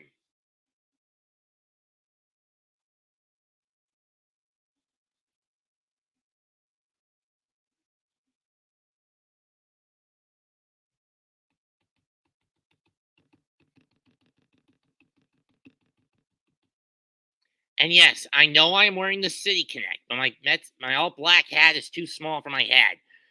Breaks the bat, scooped up by Vientos, fires the first, got him! 2 away. And I only got this one recently for my birthday, so I'm breaking it in. In his last 10 starts, Jose Quintana 4-0 in his last 5. David Peterson 4-2 in his last 10. Sean Manaea 5-1 in his last 10. That's what the Phillies are going to have to deal with over the next 3 days. ERAs all under 3 over the average of the last 5 to 10 starts between those 3 men. Strike 1 to Bryson Stott. This month, Mets starters, 177 ERA, 6.4 innings pitch.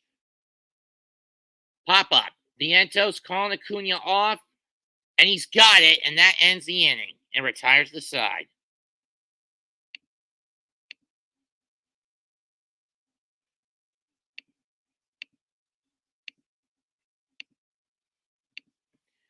One link coming up, Man Cave.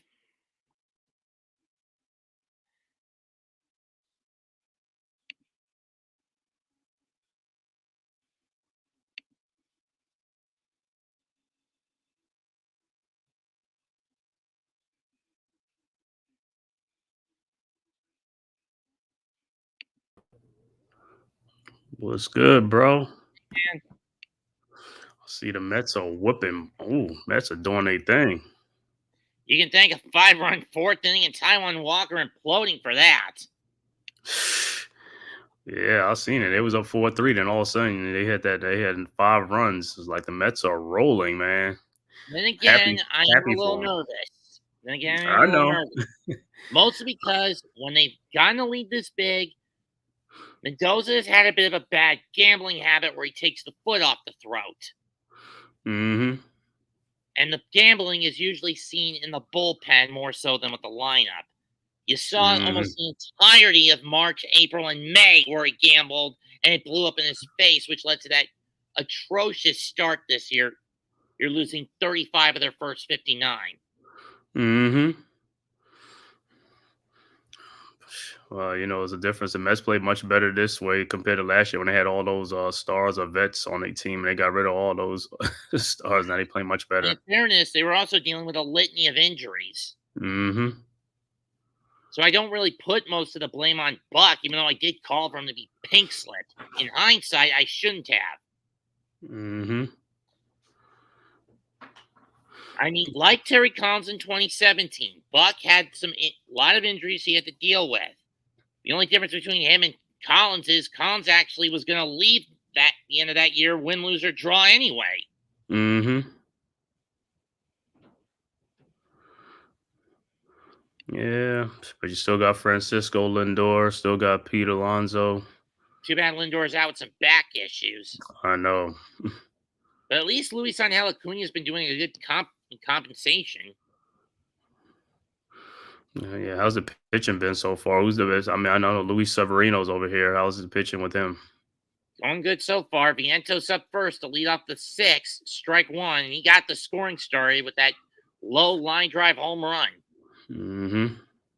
Vientos is also singled and he's walked, driven in 2. Way upstairs by Allard, 1-1.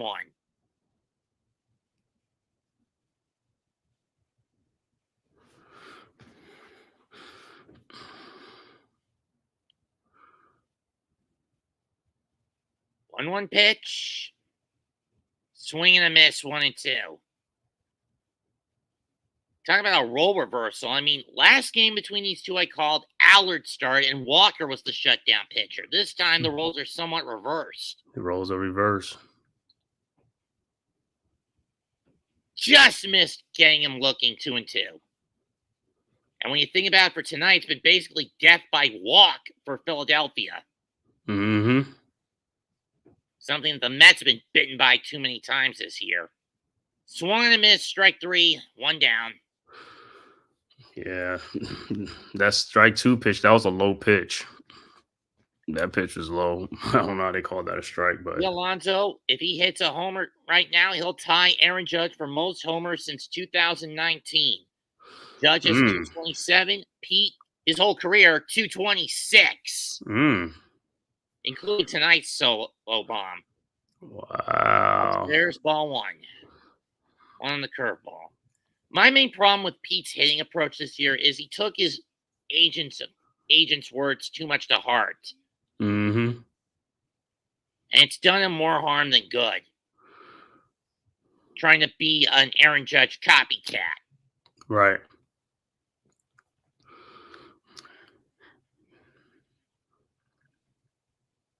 I mean, why else has he not won the Derby the last 3 years? 1-1 pitch. And he pops this one up. Stott under it. He'll make the catch. 2 down.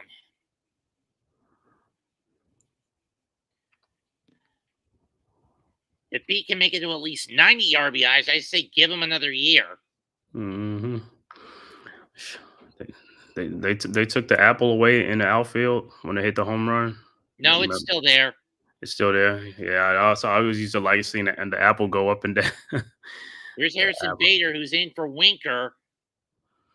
Harrison Bader, the former Yankee? Yeah, there was a double switch. Bader's in its center. Tyrone got moved from center to right. It's kind of a habit of Mendoza when he puts Winker and Taylor in the lineup. Mm-hmm. After like 2 or 3 at-bats, he'll take Winker out of the game. I don't have an issue with it, just a heads up. Mm-hmm. 0-1 pitch, line up the middle base hit in the center for Bader.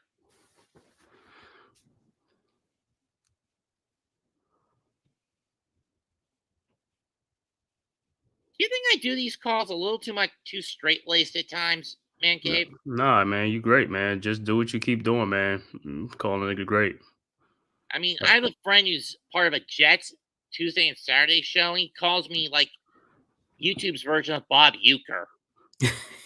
First pitch Yeah, from JD, strike one at the knees. that's a good thing, man. That's a good thing, man. You need some color commentators, man. You know what I'm saying? So Yep, that's good. That's a great thing, man. You don't want to be bland or boring, found man. off 0-2. Martinez got plunked in the fourth, and he scored on the Alvarez homer. Mm-hmm. And it looks like it's Darren Young. It's either Danny or Alex Young getting ready in the pen for the Mets. And downswing goes JD. JD Martinez. Former Red Sox and Dodger. No runs, a hit. Here comes Danny Young. Let's see if he doesn't fuck it up like he did last time.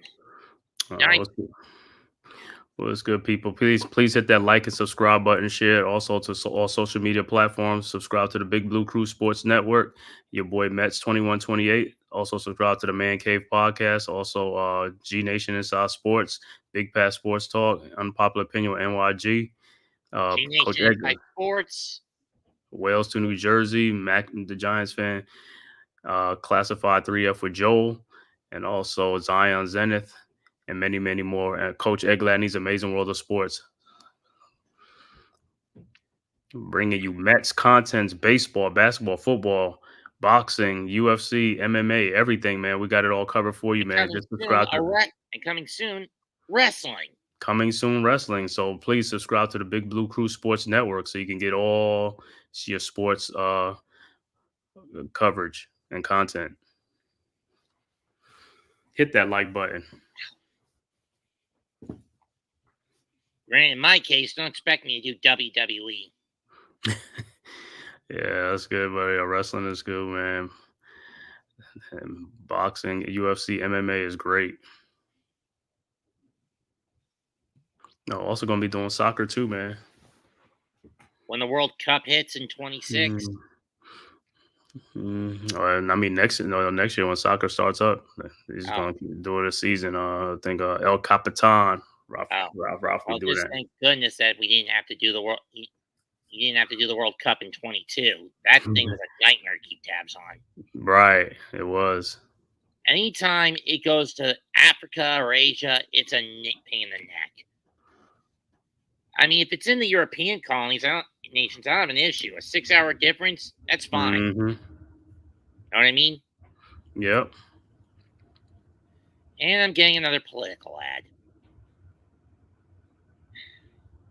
I hate this time of the year when there's nothing but political ads. I know, man.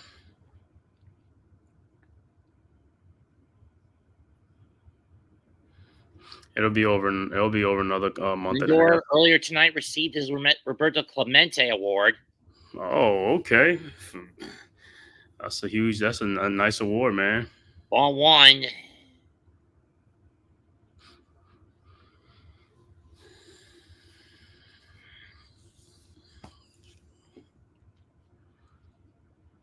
Young facing Realmuto. Ball two. I do not understand the logic in bringing in Danny Young. I mean, yes, he's got a 195 opponent batting average, a 367 ERA, but this is the guy that basically cost the Mets the game last Saturday. Chopper down the third line, it's foul, 2-1. Mm-hmm. I don't understand why Mendoza gambled in a 1-run game to bring this guy in the seventh. This should have been that should have been Garrett's spot, not his. Right. When it's a 1-run game, more often than not, Reed Garrett is the better shutdown pitcher during the 7th or 8th inning. And this has been my biggest issue with Mendoza, the compulsive bullpen gambling. Mm-hmm.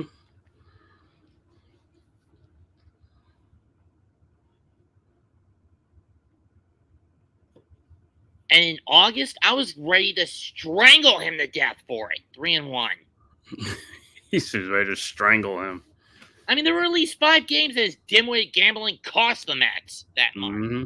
against Anaheim, against Arizona. That's going into the corner. Fair ball. That's going to be at least a double for Real Muto, and he's going to make it to second easily. Against Anaheim, against Oakland, Miami, San Diego, and Arizona that month. Mm-hmm. He gambled, bringing in the wrong pitcher at the wrong time every damn game. Yep. And I'm not counting the Seattle series because the Mets just got their asses handed to them like that series. No, at least the Mets are taking it to the Phillies. They've been competitive this year, though. Yeah, but if there's one weakness in this series, in the last year and a half, the Phillies have exploited. It's been how bad the Met bullpen arms have been against them. Mm-hmm. In Showalter's case, he had to bring in the bad pitchers because of the injuries. Mendoza doesn't have that same issue, but he still brings in bad pitchers because he gambles a lot. Yep. Strike one. One to Marsh. Marsh has the only other RBI for the Phillies. It was a single back in the fourth.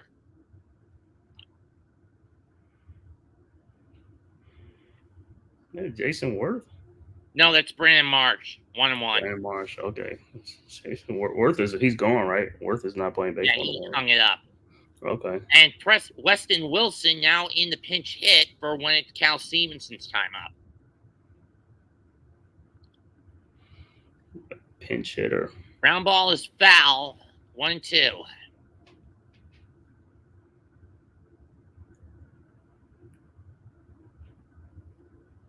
Seriously, Mendoza, what possessed you to bring Young back out? I mean, hell, in this situation, I wouldn't have even minded Ottavino, and I've hated him all damn season. Know what I mean? Mm-hmm.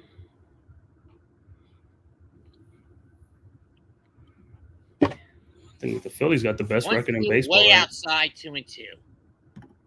Oh, they had the best record, right? The Phillies. And they still got it, but it's only like by a half game over the Dodgers. Oh, okay. 2-2 pitch. Outside again. Again, Mendoza. Why'd you bring this son of a bitch out of the bullpen? There's no logic to it.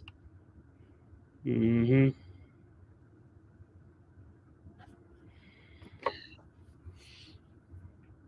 Line to right. And that hits the netting foul. Arizona leads 3-0 in the seventh over Milwaukee. And I'm thinking the Brewers are suffering a hangover after winning the Central Division title last night. For the third time in the last 4 years. Mm-hmm. Payoff pitch. That's fouled off the foot of Marsh. And he's limping a little bit. We'll do it again. Let's look at the wild card standings. On August 1st, it was about a 7-horse race, but then the Pirates faded out, and then the Cubs snuck in. Mm-hmm. But today, it's now 2.5 for San Diego, a tie between New York and Arizona, and a game and a half from Atlanta. And behind them is Atlanta. Mm-hmm. Yeah, Atlanta's only behind because of the injury to Marsh hits one to right, and that's going to be a double off the wall, run coming home, 9-4. No, it's a single. Well, it was hit too hard, and the carom was played cleanly. Never mind.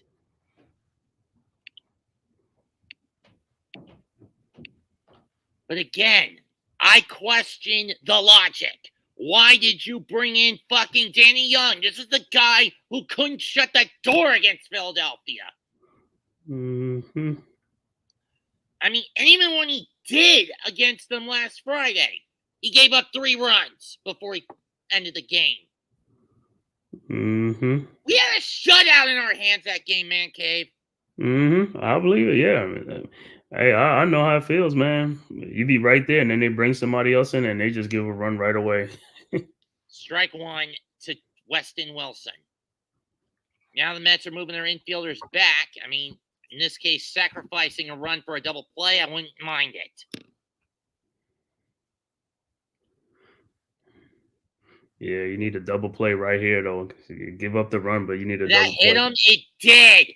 Get this bastard off the mound, Mendoza! Get him off, you apathetic asshole! Mhm. Caught him right on the outer ankle. And a run comes in. No, it's first and third. Bags are loaded. Oh, bags. Oh, bases And loaded. this is why I hate it when he puts Young over Garrett. Because then Garrett has the pressure put on him.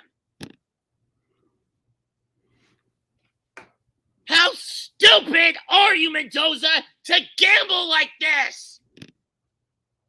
I know, I am beating a dead fucking horse here. But this gambling has got to stop. Well, only good thing is the Mets got a 6-run lead, so yeah, hopefully but we've seen them blow these kinds of leads before, man cave. And Schwarber's up, a guy who's got 7 career grand slams with a .241 batting average, including one of those 7 this year, 4 for 13 in these situations. And the ball gets away now. But thankfully, Alvarez is able to play the carom, and no one's getting anywhere. Ball 1. Can we get this son of a bitch off the mound?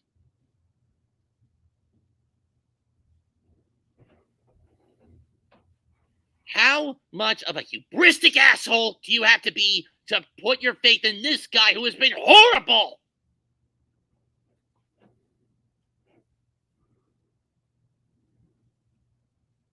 Ball 2.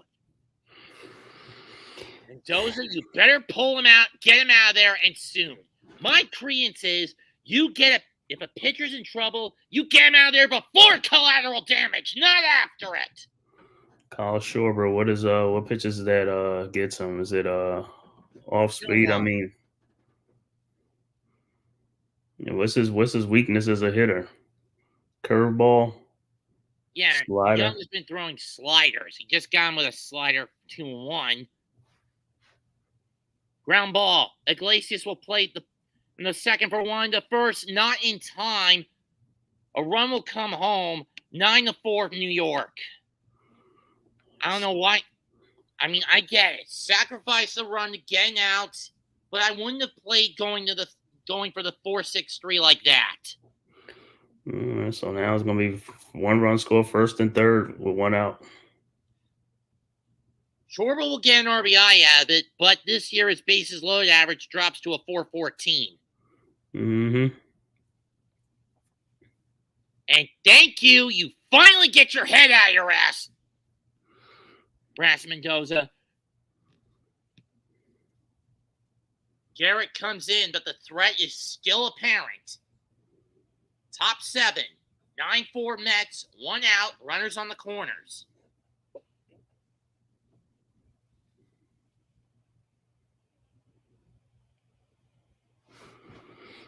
Hopefully he can come in and put the fire out.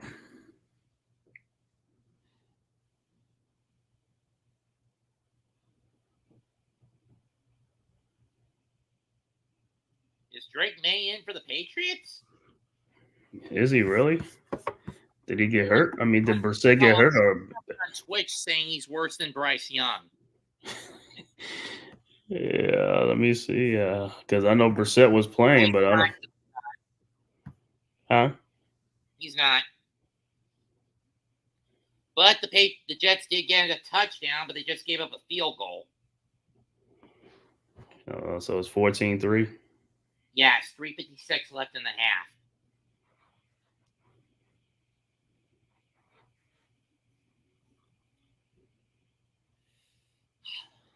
Good game so far for Rodgers. 12-14, 135, 1 sacked once. Jacoby Brissett, however, get this. You want to know, he's 6 of 8 passing, but you want to know what his total yards are? What, 20-something? -1 when you take the fact he's been sacked 3 times for 25 yards into account. Yeah. He's not having too much luck over there. I was just over there watching the game. Man, the Dodgers put it on the Marlins, huh? 20-4. And Shohei Ohtani's now the Dodgers home run king. First pitch from Garrett to Turner, strike one. 51 and 51, both homers and stolen bases for Shohei. Mm-hmm. See this, Mendoza? This is a guy you should put in when you have these sorts of situations. First and foremost, swing and a miss, strike two. Why he keeps putting Young in over Garrett, I cannot figure out. I just can't. Mm-hmm. 0-2 pitch. Low and away, low in the dirt, 1-2. I mean, can you figure it out, man, Cave, why he does it? I feel like I'll be the same way with the Yankees manager, man. These guys, they don't have a clue sometimes, man. And what's worse is Aaron Boone's been doing this, 7 years now? Mm-hmm. Swing and a miss, sit down, Turner. But now here comes the guy who's been a Met killer his whole life, Harper. Bryce. And it doesn't matter if he's been in Washington or Philly. He's killed the Mets. And last Saturday's game was what chased Severino off when he was up by only 1. Mm-hmm. Now, Harper has been kept quiet so far tonight. Walk, fly out, and a double play ball. But this is a situation he's licking his chops for. That's fouled off, 1-0. The 0-1.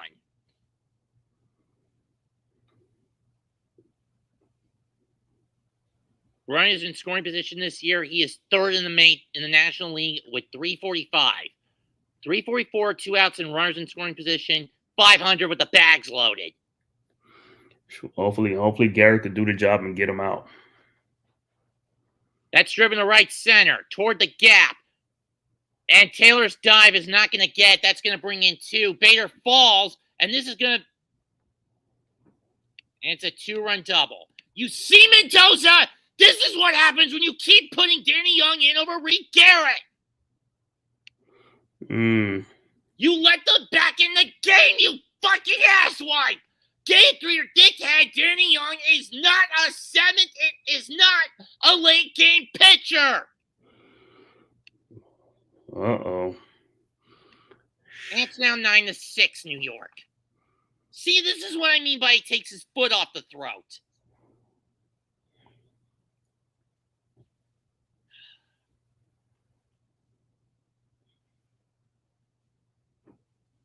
And people wonder why I get on Mendoza's case for the gambling.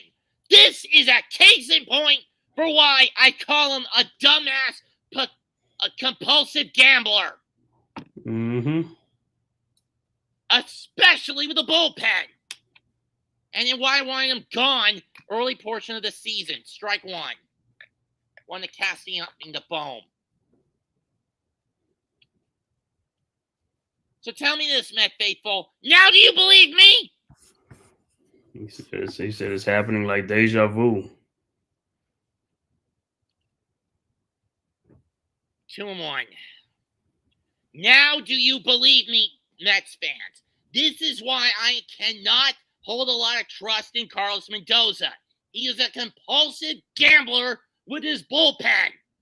And when he gets a big lead, he tells the boys to take the foot off the throat. 2-1's popped up, right field. Taylor's under it, makes the catch, but 3 runs come home as we go to the stretch. 3 runs that would never happen if it was Garrett in there in the first place. Mm-hmm. Mets 9, Phillies 6 through 6.5.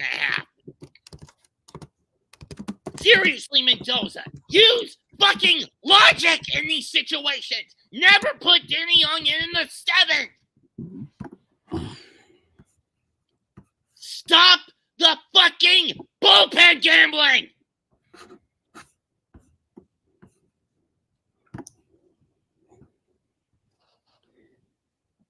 Mm-hmm. It's like having to take a dead horse, put an old horse out behind the barn, pump it full of lead, ship it out to the glue factory, only to take the corpse back and blow it full of lead again. bringing up this point. Yeah, I'm about to stay with them, man. It's hopefully, and who's the closer for the Mets? Hopefully, he can come in and close it out. Yes. In other games, Milwaukee's on the board after a solo bomb in the bottom of the 7th. So it's 3-1 in the 8th.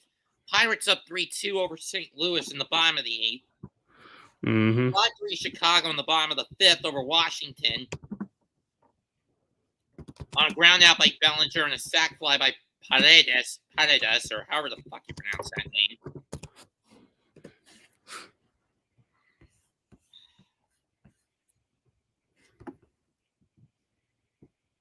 And the Rays beat the Red Sox 2-0. So the Sox are back under the 500 mark for the first time in God knows how long. Thank God.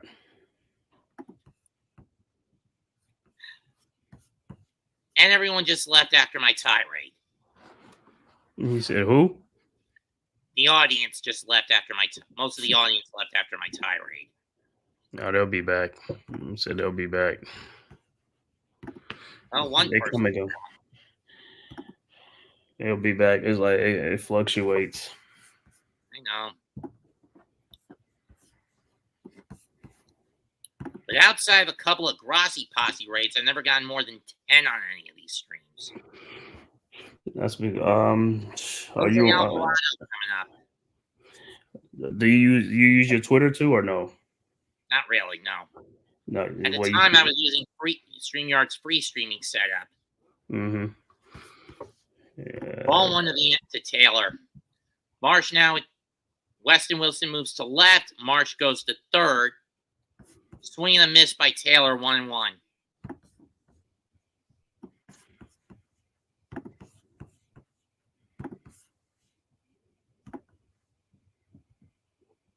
Oh, Marsh is now in center. My bad. 1-1 pitch, up and away, 2-1.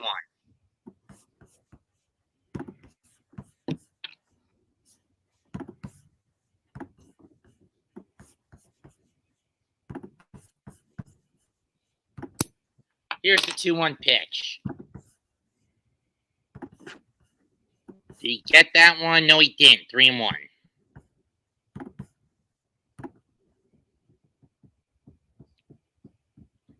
Question for the Mets is, do you bring in Budo or do you keep Garrett out there for the 8th? Ball 4 to Taylor. What would you do in this case when the 8th comes around, Man Cave? He said, what are you doing in the case for what? For the 8th. You keep Garrett out there or you bring in Budo? No, you keep Garrett in there for at least one more and see if he has it. If he has it, then that way you can just bring Budo in the 9th, and that's about it. Or bring in Edwin. Since they didn't use Edwin any of the last 2 days. Mm-hmm. Here's Alvarez, who had a 3-run bullet back in the 4th. That one, he has to jump out of the way of. Ball 1. Alvarez has walked, struck out, and 3-run bomb. That got him his 10th.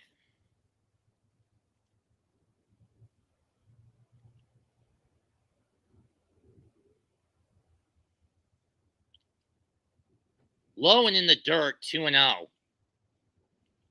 don't know why Alvarez is jumping out of the way of those or nowhere near hitting him.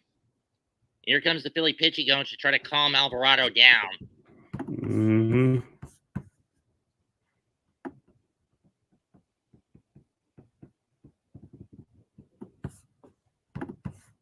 I thought Ottavino was bad, but Danny Young's proven to be just as bad, not worse lately. I mean, I got on Ottavino's case early and kept pummeling Mendoza for why he kept bringing out Otto, but at least he doesn't use Otto as much, and Ottavino has basically toned it down sufficiently this year. Mm-hmm. And toned it down as of late. I.e. toned down how reckless he is. Sunday's games, most will get Eagles Saints, including myself. Others will get Packers Titans, Giants Browns, or Broncos Buccaneers in the early game. Most will get in the late game, Ravens against Cowboys. Others will get Lions Cardinals or 49ers Rams. For those wondering how I know I'm getting Eagles Titans on Sunday, I check the regional coverage maps. You have the regional coverage maps? Yeah. with the Panthers playing on CBS this weekend, I had to check the coverage maps to see which Fox game I get. And it's going to be Titans against Eagles. 2-1, up the middle. That's going to be a double play ball. Stott will stop it. The ball, and the throw takes Harper off the bag, and it's going to be a force out. Wow. Off the bag.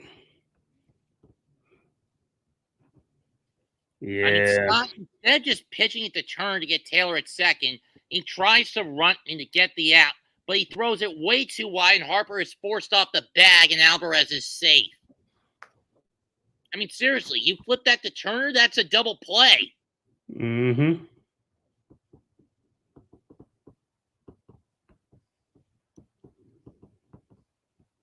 Here's Luis Angel Acuna 0 for 3 tonight. Lines one to right field, base hit going into the gap. That's going to at least get Alvarez to third. No, they're going to chug him. Throw to the plate. Safe! And the Mets get one run back on an RBI double by Luis Angel. Triple by Angel Acuna. Great job. And for the first time in franchise history, the Mets have gotten 10 runs in 3 consecutive games.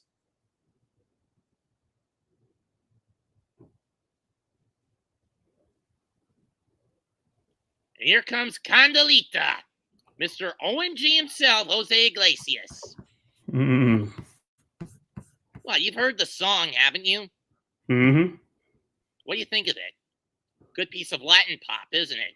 Yeah. Uh-huh. Julian Iglesias. And let's just say Iglesias has been a boon as a platoon second baseman. Whoa, that one almost, and third baseman. That one almost hit him, ball one. Yeah, you want to hit him like, get the men on base, let the Mets get their runs back.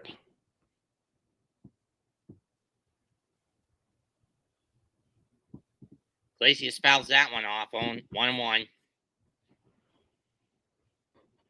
2 singles, and he scored twice. With runners in scoring position this year, Iglesias has hit a whopping 400. And this was a guy who was basically at the end of his career and decided to go into Latin pop music. Right. Ball gets away. Acuna is not going to take off as Real Mundo is quick to grab it.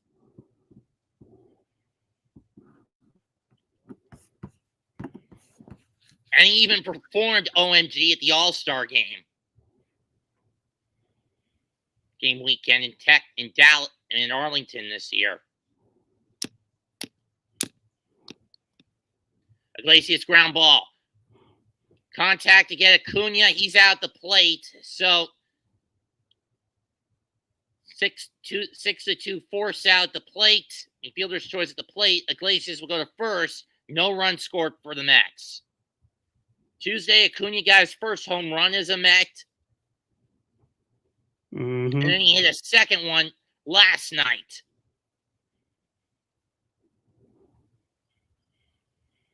And he gets an RBI triple. So essentially in his first 3 to 6 games as a Met, he's got in a cycle. Mm-hmm. I mean, he's definitely as much RAC's brother, RAJ's brother, as advertised. Here's Nimmo. Ground ball up the middle. Smothered by Stott. Throws to Turner to get the force, but the Mets do get one of those runs back. Lack of a double play, though, does screw over for Philadelphia. We go to the 8th. Mets 10, Philadelphia, and the Phillies 6. Well, that at least feels good that they got their run back. That's great. Yeah, but they still lost the inning. Yeah.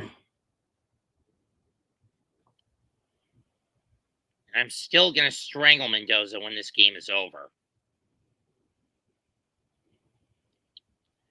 Anyone with half a brain knows that if you have a pitcher that you bring in who can't stop collateral damage before you bring in the better pitcher, knows you're making a dumb gamble.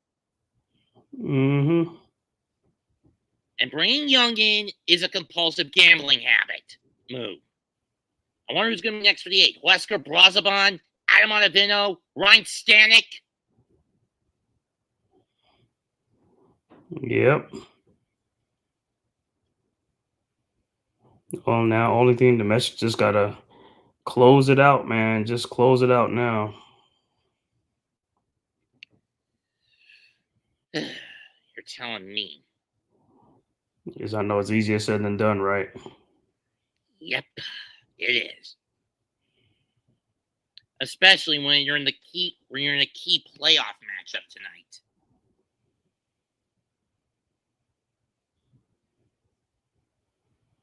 It's going to be Stanek.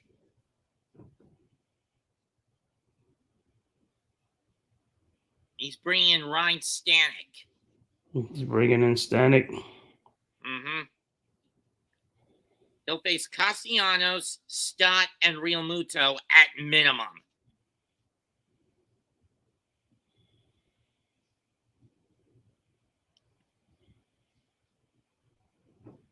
Out of the Phillies, the only one that's got multiple hits tonight is Brandon Marsh.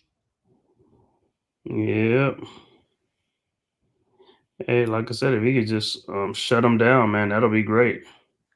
On the other hand, the only Mets that don't have hits at all are JD Martinez and Tyrone Taylor. Jesse Winker doesn't count as he was pulled from the game. First pitch to Castellanos. Swing and a miss at the sweeper, at the slider, 1-0-1.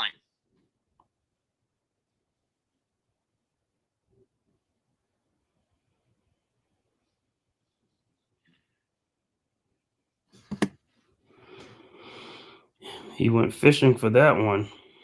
Ball 1 on the next pitch.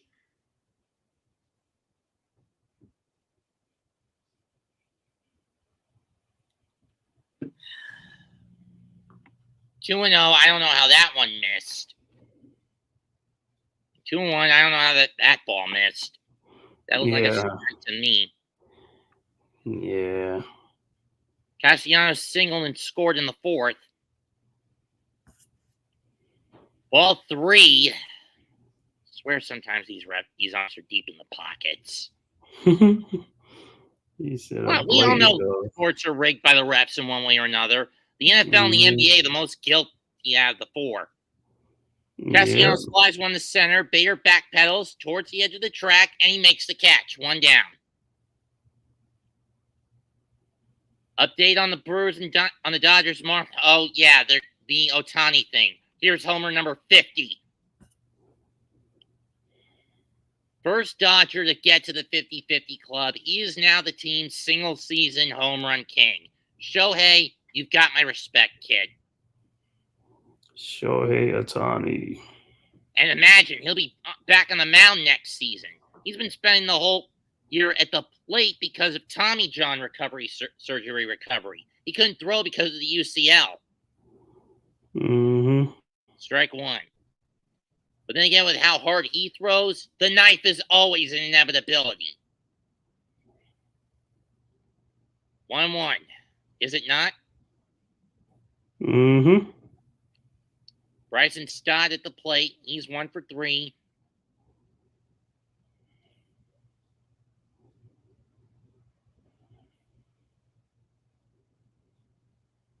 Ball 2. I don't know why Stanek is constantly painting the corners, hoping to get that strike. Right with his heaters. I mean, I get he's trying to trick Stott to chase, but Stott's not biting. That one's skips into the dirt. 3-1. Right.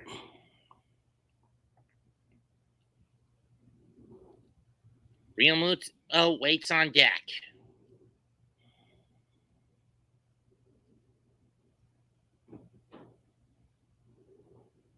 That's hit down the right field line. It's going to hook. Foul. Full count. Basically died about halfway down the line and then hooked into the seats.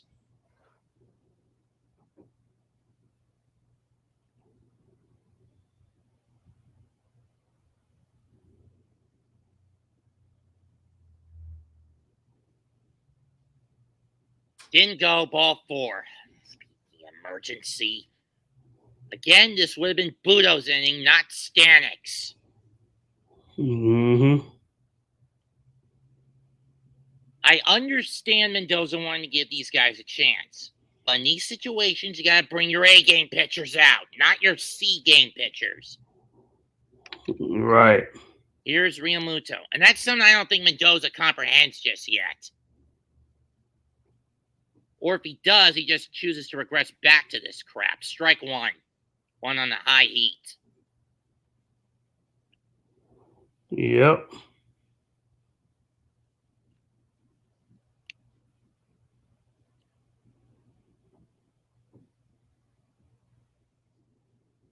Strike two. All right, that's what you want. That's what we want. Banks warming up in the Philly pen for the 8th.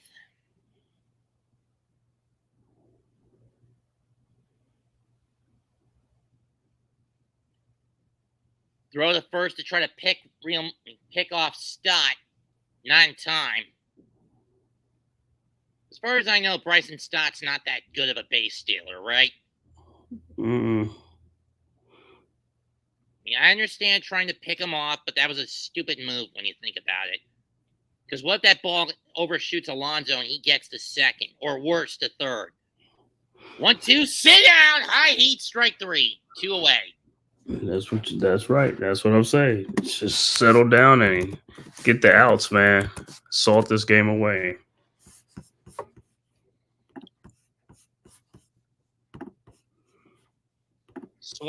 Realmuto swung over that one.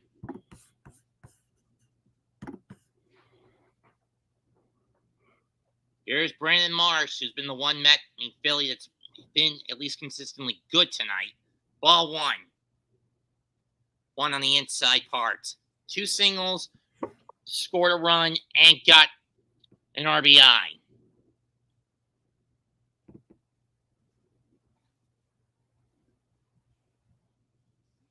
That's fouled off to the backstop, 1-1. I mean, I thought after the 4th inning, with how slow that inning was going, when this wouldn't end within 2.5 hours, within 3 hours.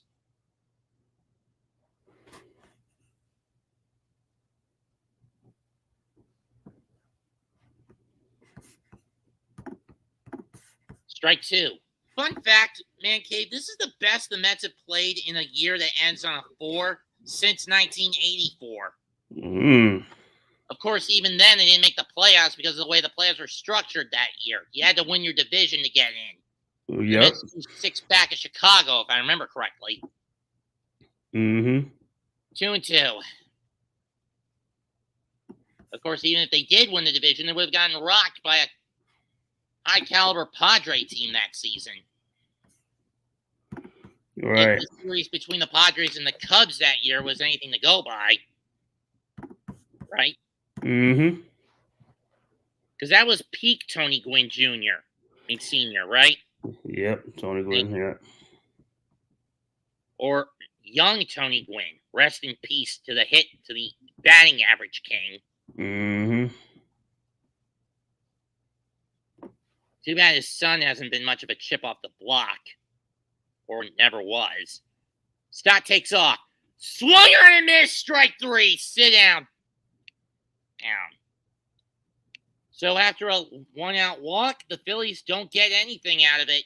7.5 complete. New York Mets 10. Philadelphia 6.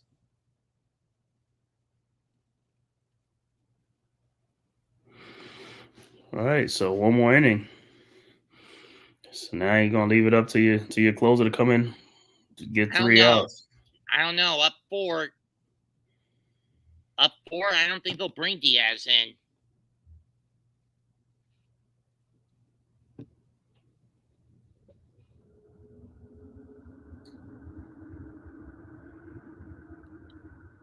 Rather ironic that the only 2 Met games that could be won tonight, they were playing against Pennsylvania this season. I've called playing against Pennsylvania teams.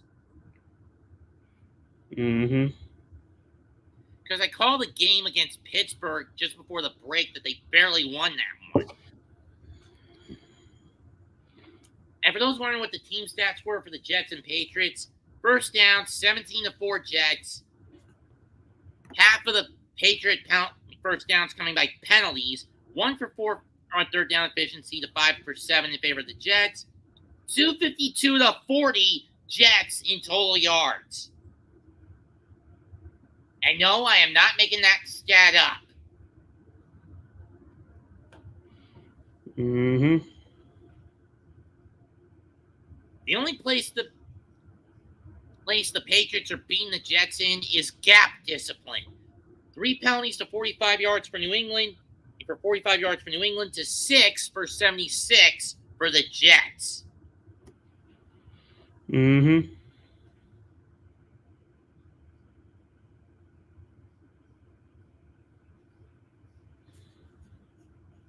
What game do you think interests you this weekend, man, Dave, in football?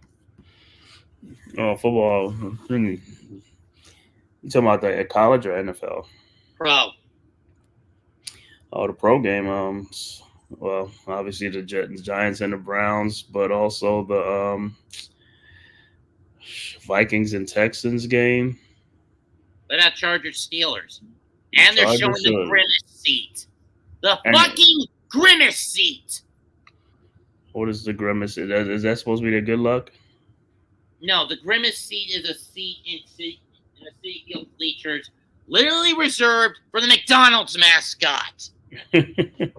Ball one of the end. I'm not making it up. Many people say that when Grimace threw that first pitch against Miami back in June, it turned the team around. Tanner Banks now on the mound for the Phillies to try to mitigate any more damage. Swung and missed, 1-1.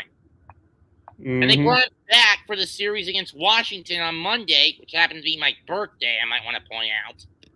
And they put a seat, a purple seat, reserved for Grimace. I cannot make this shit up.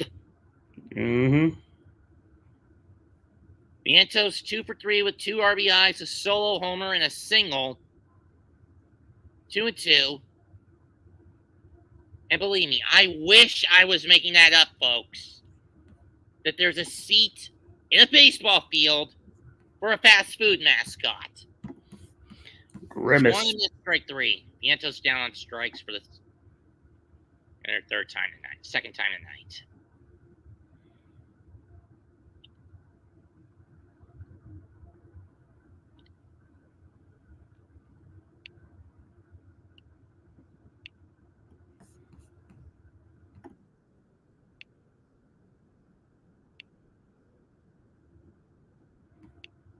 Strike 1 to Alonso. Severino goes 6 innings, 5 hits, 3 runs, 2 walks, 7 strikeouts tonight. He's in line for the win. 0-1 pitch to Alonso, swing and a miss, strike 2 at the heater. Alonso, solo homer, walk, double play, ground out.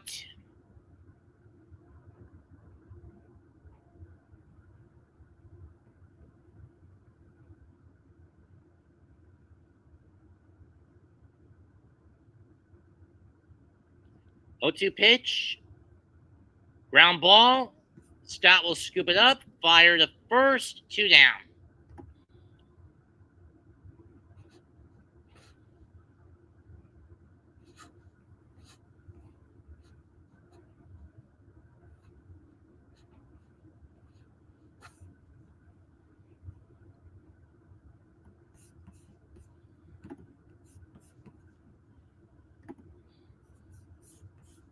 And here's Bader, who had a single back in his first at bat. Ground ball through the hole and left, base hit. So Bader's 2 for 2 with a pair of singles tonight. Tyrone Taylor is up next. What's your opinion of Citi Field, Man Cave? Citi Field, Mets Stadium is nice. In Flushing's, it's nice. I mean, any Met games I went to were all in Shea. You went to the old stadium. Yeah, most of them from elementary school field trips. In the spring. Yeah. I used to remember going to Shea Stadium, Yankee Stadium. No, I've never been to Citi Field. Neither have I. Last major league ballpark I went to was Great American out in Cincinnati. Swung and a miss, strike one. That was over 11 or 12 years ago when the Reds were actually good.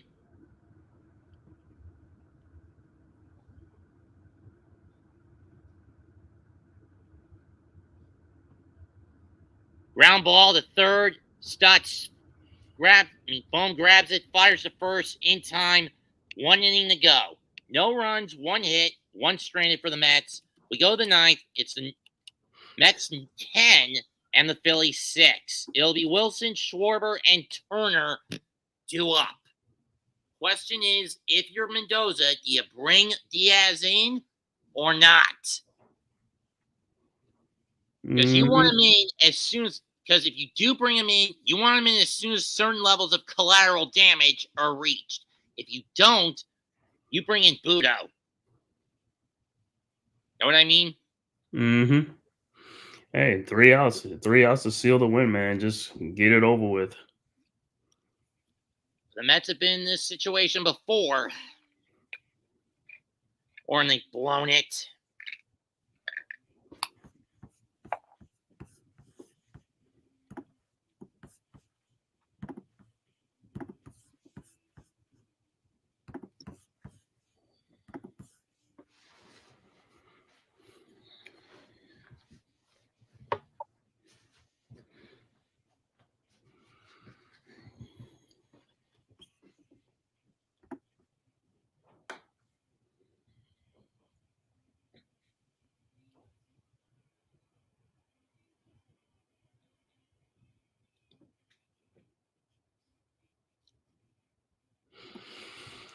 He says, once you get the 3 outs, and you'll finally be relieved.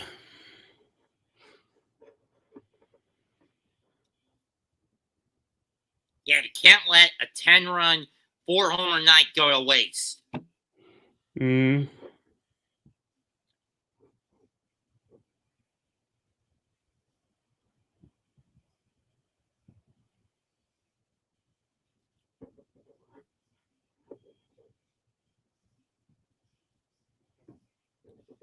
You know what I find depressing? I recently found out Taco Bell removed their breakfast menu. Really? Mm-hmm. I went by there last week wondering if the breakfast last Friday for breakfast, but instead they told the guy who runs the Taco Bell near me told me they ditched the breakfast menu with the exceptions of the coffee and the Cinnabon Delights. Mm-hmm. I hear Timmy trumpets. That means Diaz is coming out. First pitch. Swing and a miss. Missed of Wilson, strike one. Diaz's numbers have been a little sus this year, but blame that on Mendoza constantly bringing him out, unaware of a shoulder issue he was dealing with in April and May.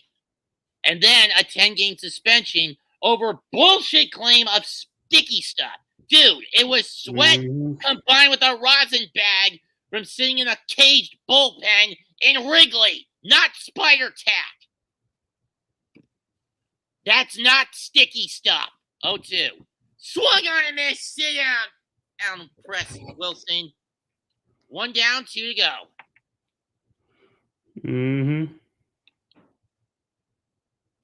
I mean, seriously, why do umps call sweat mixed with rosin sticky stuff on the glove and hands? Sweat's a natural part of the game. Yep. Hey, Here's well. Schwarber. Strike one on the corner.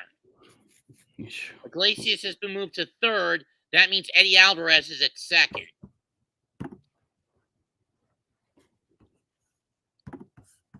Foul off. And for those wondering, the Mets got Eddie Alvarez off waivers predominantly as a utility piece, more known for the glove, not the bat. Bond 9, 5-1 Arizona up in Milwaukee. So everyone's staying pat if the Mets hold the win tonight. Mm-hmm. Schwarber got 35 home runs on the season. That's popped up and foul. We'll do it again.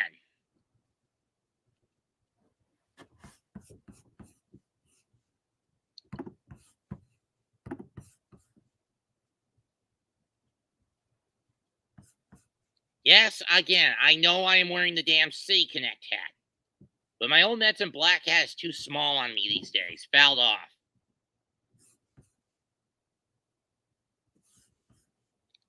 What's your opinion of the Mets C Connect gear here, Man Cave? You said the City Connect uniforms. What's your opinion of them? They're in their black ones tonight. I mean, I've always liked the black uniforms for the Mets. Anyway, I like that. So the C Connects are ugly in your opinion? No, the ones they got on tonight, no, those are great. But I'm saying the ones on they use on Saturdays at home. Swing and miss on the slider, strike 3.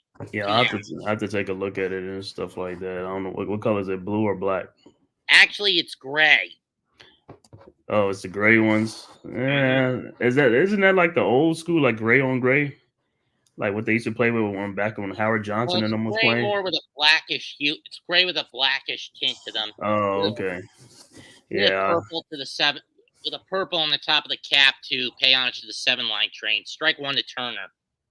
Oh, I thought it was like the old, where Howard Johnson and those guys, Keith Hernandez, used to wear. Not that. Snyder swung and missed strike 2, and the Mets are a strike away from taking game 1 of this 4-game set that they desperately need to keep in the wild card hunt and keep the second spot because they own the tiebreaker over Arizona in the season series. 0-2 pitch, line to right.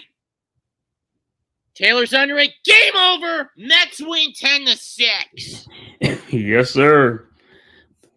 The Mets have done it. Now you can breathe a sigh of relief. Stand up, Mets fans. Stand up. Mets keep their 2-game advantage over Atlanta. And barring a comeback by Milwaukee, they'll stay pat with Arizona. 2 and pull within 2. And it pulled within 2 of San Diego. Mm-hmm. Great job for the Mets. Great job. Another good outing for me. I mean, yeah, I snapped a little bit in the 7th, but to be fair, can you blame me? Nope, not at all, man. It's just, just emotional. Tied for the best record in baseball with the Dodgers at 91-62. The Mets go to 85-68. So the Phillies will have to wait another day to get to clinch the playoff spot.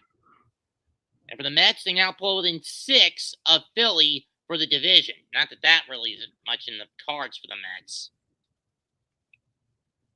Mets finished 10 runs, 11 hits, no errors to the Phillies, 6 runs, 8 hits, no errors. Best hitter for the Phillies tonight was Brandon Marsh, 2 for 4 with a... Let's check the full box. Mm-hmm.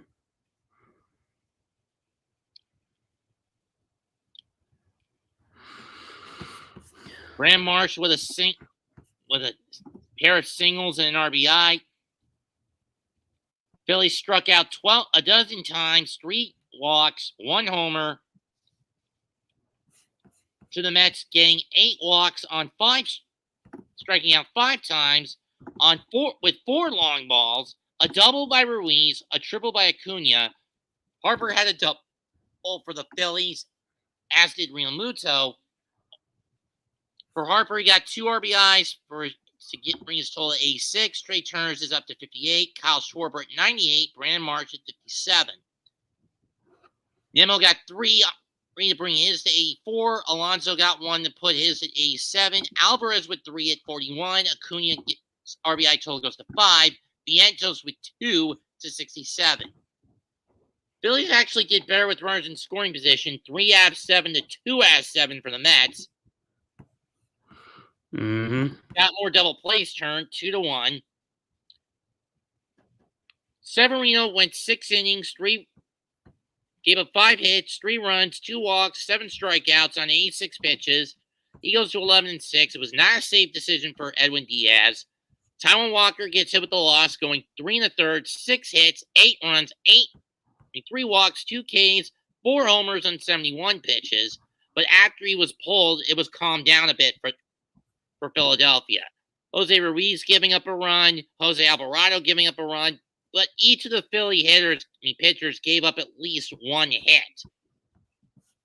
Crowd in attendance was 35,982 in a game that went 2 hours and 36 minutes.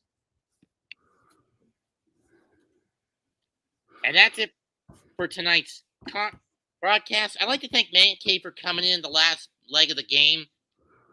No doubt, man.